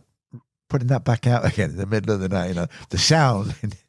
But I thought, well, they're crashing all the time here. This ain't going to faze them. Yeah. It's absolutely. And the other thing I found very, very strange there, because I got them on the bait, couldn't catch on the bait. They were feeding on it. The one that got them was that pineapple juice, that cord, what I call cord, just trimmed down to just a wafter. Yeah. It was pineapple juice in a PVA bag. And I had, in the end, I had 5 over 25. Nice. From Reb. Not that session. No, but over the course, over the period, I went biggest 28, which came on corn. But I had 5 over 25. I think I had something like 9 20s altogether. Most of them came on that cod pineapple in a PVA bag. They were mad for that one. Yeah, I loved it. Loved fishing there. Loved the wildlife there, and the thought that, I mean, most lakes you can go, or any lakes you can go to that the famous have fished. Yeah. You don't actually know that they fish that swim, No. but you know it at Redmire. Yeah, it's intact. The evening isn't it? pitch, they've all written about it, the willow pitch and Inghams and whatever. Yeah, Gudgeon Brilliant. matches off the Loved old it. tree. Loved it, absolutely loved it. The last time we went was with Chile and Mark Walsingham. The big oak had come down. Yeah. They'd started growing the potatoes for crisps in the east side lake, which sloped down, and it was the colour of oxtail soup, and it just wasn't the same. No. So that was delight. But I went 5 years running. Nice. Yeah, loved it. So you Absolutely should. loved it. Yeah, lovely. Yeah. So I suppose moving on from the 80s, most of my fishing has been mangrove, birch, that brief spell on Horton, and Redmire. And nowadays, just the odd trip, maybe down to church. To Nash's, yeah. Well, I love Nash's. What about? Because, I mean, you see, Nash's, it's like this business about not queuing for swims. A lot of going to France is that you can rent the lake exclusively, which you can do at Horton. You know, even if there are 4 of you on it, the people that you know, Yeah. If there's 4 of you booked it, mate, which is worth doing. So you haven't got someone standing behind you waiting for you to move out, making you feel guilty about still being fishing, or you're waiting for someone else to move out, or whatever. You know, so having done my share of that with the Tip Lake and Waveney and wherever else I went back in the 80s, you know, and then Cuttle Mill, where you're in a draw for swims. You know, I did all right at Cuttle Mill, but then, you know, you don't want that anymore. You want that exclusive. You want the quietness, because it's like some of the French waters are like being back, into the 70s at Snowbury and wherever. Yeah, I loved it. Yeah, so it's that is the carp fishing. That is, we've all got our own terms of reference, and A, I want the big fish, but B, on my terms in terms of what you see. Even going to Rainbow, you know where you're going. Yeah, even if it's not one of the prime swims.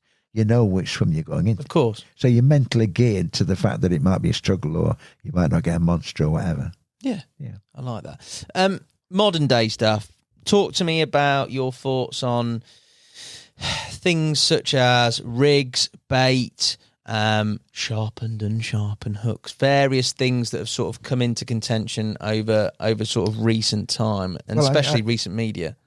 Well, I think the hook sharpening will go back a long way, but not now. Yeah. Because if I'm doing fishing where it's got to be out there for 2 or 3 days, you know, there's no way. I mean, people say, you can put Vaseline on it, but I don't know. I don't know whether Vaseline's a repellent as far as carp are concerned. So I always use, this sounds dogmatic, always use size 4, because to me, size 4 is the limit on where you've got a naturally sharp enough point of a hook that's going to stay sharp without sharpening. You know, and I take on board what Kev wrote about his jewellers and the sharpening of hooks. And short sessions, fine, whatever. You can really, spot it up a bit more. But if you're at Rainbow or wherever, and it's going out for 3 or 4 days, you want a hook that is sharp and stays sharp. But to me, the bigger mouthful a hook is, in terms of anything else, and it's sharp enough, the more trouble it has getting rid of it. You know, when they're sucking and blowing, you know, and I think that was one that Kev, you know, I don't know whether you've heard Kev talk about them trying to suck the hook out. Yeah. Oh yeah. Yeah. Yeah. And which I'm not sure about, but this is why he prefers the rubber. The tube. The tubing, yeah. Which on very pressured waters or with very, very cute carp, might be right, but I don't think it's something you can legislate for. I think you've got to try and think your way around it. I think they've got far more trouble getting rid of a double bait than a single bait, which might just be because it's a mouthful. The further you can have the baits from the hook, if they're willing to suck them in, the more trouble they've got, because the hook is then independent of the baits. You know, I think hairs have tended to become shorter and shorter. You know, and a lot of presentation is whatever else is in the water. I remember when tied-on hook baits became the thing. And I thought, and then Rob Malin and these. So I was going on a mangrove session. So I dutifully tied my hook baits on, even for wafters.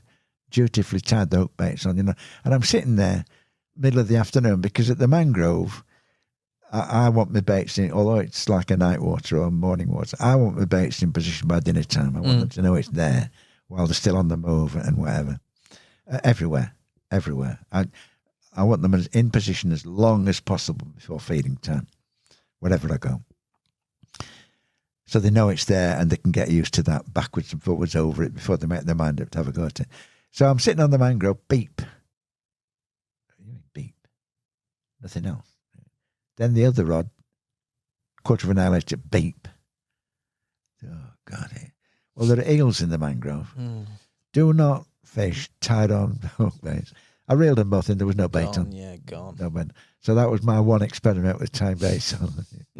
yeah. So the bait is on the hair, depending on what else is in there and what type, whether there's weed or whatever, how far you have it from the hook bait. I love snowmen because I think it's a mouthful. I think I rarely, if ever, fish pop-ups because I think the snowman, because the bottom bait of the snowman has the hook in the right position, that hook is going to drop into the bottom of the mouth, but they take a snowman. With pop-ups, I'm not quite sure where the hook is going. So I've, and especially with fishing over silt so much, I know they fade on the bottom. I don't know whether they'll pick a pop-up or not. So therefore, always my baits are on the bottom, always. What about just generally the over sort of, how can you say, that the sort of media, the commercialisation of carp fishing over the years? How do you stand with all that? It's very different to when obviously you began. Is it a positive change generally, or is it something that, I don't know, has got its negatives and drawbacks? Well, having had a living out of advertisers for so long, I can't knock it, can I? Yeah, no. And as long as it's responsible, which most of it is, it's a competitive market. I don't know whether I mentioned this, but what Mike Starkey was saying was there are people irresponsibly using pheromones in the baits. Well, anything that is a danger to carp and takes carp fishing to extreme should be banned instantly. But how you control it, I just don't know. But I think most of the advances have been responsible. I know that Kev once had a very lively exchange in CarpWorld with Keith Jenkins over salt. I don't know whether you remember it. and the version that appeared in print, I don't know whether Kev still got the original. The version that appeared in print, his description of Keith Jenkins was very toned down, I can assure you. Because I had to ring him up. Kev, a little bit over the top this. Do you mind if we you're the editor, you do what you think's right with it. So we did have to tone that down a bit, So Kev he doesn't like taking it, but he can give it now and then. Yeah. I know he can. Yeah. No, good man. Well, I don't know how to thank you enough, mate. I've had a brilliant day. Just being around here, seeing you at work, meeting you, properly spending some time and talking to you has been, it's been an honour, mate. I've really I've loved that. it. I've loved it. I didn't know how to go in advance. You're very fluent. Between us, you've done your homework, and always, I know from doing taping, always you're sitting there thinking, when's it going to dry up? When have I got to have the next question ready? We could do another 10 of these. Yeah. And the next question can't be divorced from what's gone before. So you might sit there thinking, right, my next question is so-and-so.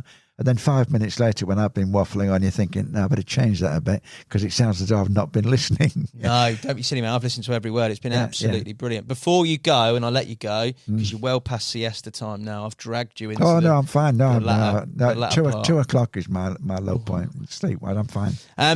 We have to go through your sort of 10 quick fire questions. Well, there's not quite 10 here, and I know one of them makes you cringe, so I'm going to ask you them. Do not, by any means, cringe at any of these, even though you've seen them before. I'm going to pull out a separate piece of paper because I can't memorise them and don't remember them off the top of my head. 3 words to describe yourself, Tim. Aging, overweight, and neurotic. Yeah, I knew they were coming out. 1 rig, 1 bait, 1 venue. 1 venue. Well, it would be a white wafter of whatever I felt was a going bait. I think that's important because they've got to be confident in the rest of the free offerings. I think the combi rig that we talked about, if I can be bothered to tie it up, hugely effective, safe. Yeah. I mean, I know there is resistance to the 360 rig, and it's no good me going to a water where it's banned and fishing it, although I've done it, because I try not to be a stroke puller. I mean, the one thing that does bug me is the banning of leaders. Yeah. Yeah, that does bug me. I lost a very, very good fish at Gigantica, or what I presume was a good fish, one take in a week, and leaders were banned, so I dutifully taken my snag leader off, and I got cut off, and it was found out later there were mussels on the trees there, and that bugged me a bit. But I'll not go any further with that because it might sound critical of Corda. I wasn't being, but I don't understand the banning of leaders because there can be a really important safety aspect. Good stuff. One venue. You've got to pick a venue, Tim. I'm interested in this. Have to be the mangrove. Yeah, I thought it was going to be one of these two. Next question. Biggest rumour you've heard about yourself? I'm dead. Really? That's a good one, isn't it? He's here. I can testify. Your proudest moment? Probably the first time we won a World Cup, or maybe the second time, because the competition is so ferocious, and winning is so unlikely. You've got ability, however good you think you are. You've got the draw to contend with. You've got all these other great carp anglers to contend with. I mean, particularly on the St. Lawrence, it was so unlikely in advance that we would win that. Yeah, we got a great draw. I would think that was my proudest moment, winning with Briggsy on the St. Lawrence. The biggest relief was winning with Jacko at Lac de Medina. Yeah. Wow. Yeah. Nice. Scariest moment on the bank? I was fishing at can't think of the name of the water, Southern French water, which might come to me in a minute. And I was using a boat, and I had to follow the fish, and for some reason the plug had come out, and I've set off in the boat, and the water's coming in. And it's like when you rush to get in a boat, you're not exactly, I better get a life jacket, And I was like 50 yards out, but I managed to come in round a corner and beach it in another swim. But I did feel a bit of I probably had other scarier moments, but that's the most recent one that really alarms me going back. Yeah, I like that. Would you fish now with old fishing tackle, or would you go back and fish with modern fishing tackle? Explain that. So would you rather fish a venue now but using old fishing tackle, i.e. your Chris Yates setup? No. Or would you... Yeah, wooden rods, No. No, I wouldn't have split cane rods. No. You'd rather fish back in the day with modern fishing tackle. So you could fish, let's say... I started with fiberglass Mark IV's kits makeup because, you didn't walk in and buy carp rods in shops in those days. Right. So and I wish down the years I'd kept my rods and my buzzers and the rest of it, but this is all the stuff I keep, but in my paintings that you've seen. So yeah, I would take advantage of modern tackle and any modern tackle, any advance that's going. Yeah, I like that. Yeah. One thing you'd remove from carp fishing?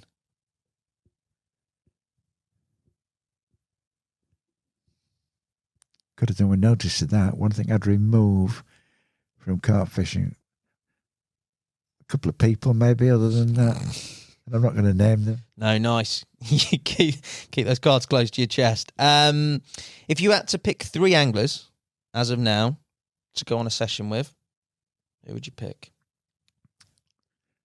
Tom Duncan Dunlop, who we've not talked about. No. Yeah, well, I didn't know when we were going to end. Yeah, Tom's great to fish. Mad as we have talked about it. He's mad as a snake. He's got a language of his own. Everything's Riggsville and Bivyville, and he just talks a language of his own. Very quaint, very adventurous at Rainbow and anywhere else he fishes, is how I'll put it, without going, over the top. Yeah. But very adventurous. Certainly goes places I wouldn't dream of going. Living on the edge. Briggsy, I think, because of Briggsy's I've said that. Yeah. And Chili, because I love him to bits. Yeah. Nice. Stills or video?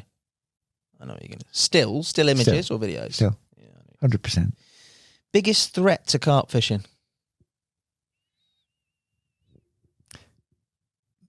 I would think if one or two of the rumours that you hear about practices where people are going,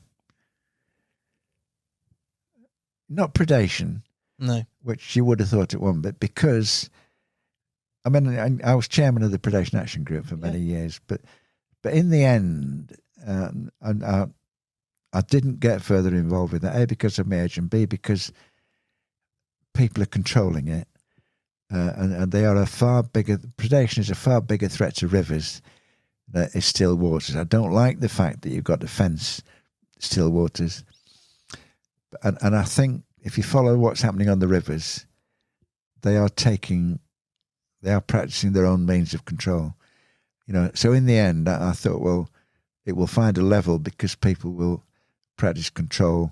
I mean, I cannot believe that gamekeepers will allow salmon reaches to be wiped out by cormorants, goosehounders, and otters. They are controlling it. And I think the threat to rivers is far bigger than the threat to still waters. But I'm not fully enamoured of the fact that thousands of carp waters have been fenced.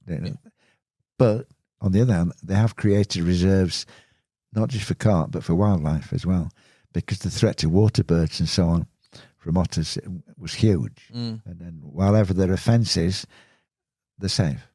So predation is an issue, but I think it's not I don't feel the threat is as severe as the one I perceived 3 or 4 years ago. But the threat to the rivers is massive, because cormorants and goosehounders and mergansers are protected, and the inroads into our wildlife, our ecology, has come about since protection was brought into force around 1980. Nothing was protected till then. Yeah. One carp you wish you'd caught? Two. Go on. Domaine debut, we didn't talk about. I caught my first 2 big carp from, not to be the same fish, but I was trying to catch a 40, and I'd gone on from Medina to Domaine debut, caught a 59.2, which was my first 40-plus carp. Nice. Caught it again at 58.14 the next day. The next day? Remarkable. That was another brace. That was another big brace. Eventually caught me 40, which was quite beautiful, in that session, which was a quite beautiful fish. But there was a fish in there that I used to refer to as thick wrist, because it had a wrist to its tail, like this gorgeous-looking fish. Didn't catch that, and I suppose the other one's the 80. I was driven by trying to catch an 80. I'm not as driven now. You've got to be very, very driven to pursue these elusive, distant targets. Very, very driven. Plus, once the publishing quietens down, your income quietens down as well. Now, I filled my car. Julie and I went down to my daughter's cottage in Devon for a week, and I filled up as I came back on the 17th of September. It's just moved about 1/4 of an inch from a full tank. Now, taking the caravan down to Rainbow, you could watch the bloody thing go down. Yeah. I no exaggeration, you'd fill up between here and there and back. You would fill up 10 times in fuel on that trip. Yeah. So, that's made a huge difference. So you've got to be very, very driven. And I accept that some of the best carp anglers have had the time and the financial availability to be the best carp anglers, And I take my hat off to the guy, and we talked about that on the Hutchinson tapes, to the guy who leaves work at 5 o'clock on a Friday and he's hoping to find a sensible swim for his one night of the week that he can get on a lake. I take my hat off to these guys. Yeah. And I'm not in any fool's paradise about how great was I. I'd got the availability, I'd got the finance at the time, and I was driven enough to do it. And you need those 3 things to be able to pursue some of these targets. Last question from me. Night in with the missus or night out on the bank? Which are you choosing, Tim? Sadly, these days, night in with the missus. We'll let you off. You've earned them. Honestly, thoroughly gripped through the whole podcast. Thank you so much for agreeing to do it, and thank you for welcoming me into your home / Carp Museum, which I'll call this term. Thank you guys for watching and listening. Please make sure you leave us a review. Make sure you subscribe and give us a like. Tim, I'm going to definitely try and get you back on, hopefully coincides with a session with you down on church again, mate. But thank you so much again for your time. No, and I've loved it. I mean, the one fear is, I'm sure you'll edit a bit, is drying up or talking nonsense. I might talk some nonsense, but I didn't dry up too often. No nonsense. He's a legend, a living legend at that. Yeah. Take care. We'll see you again, mate. All right. Bless you. Yeah, good on you, mate. Cheers. Good on you. Enjoyed it. Loved it. Cheers.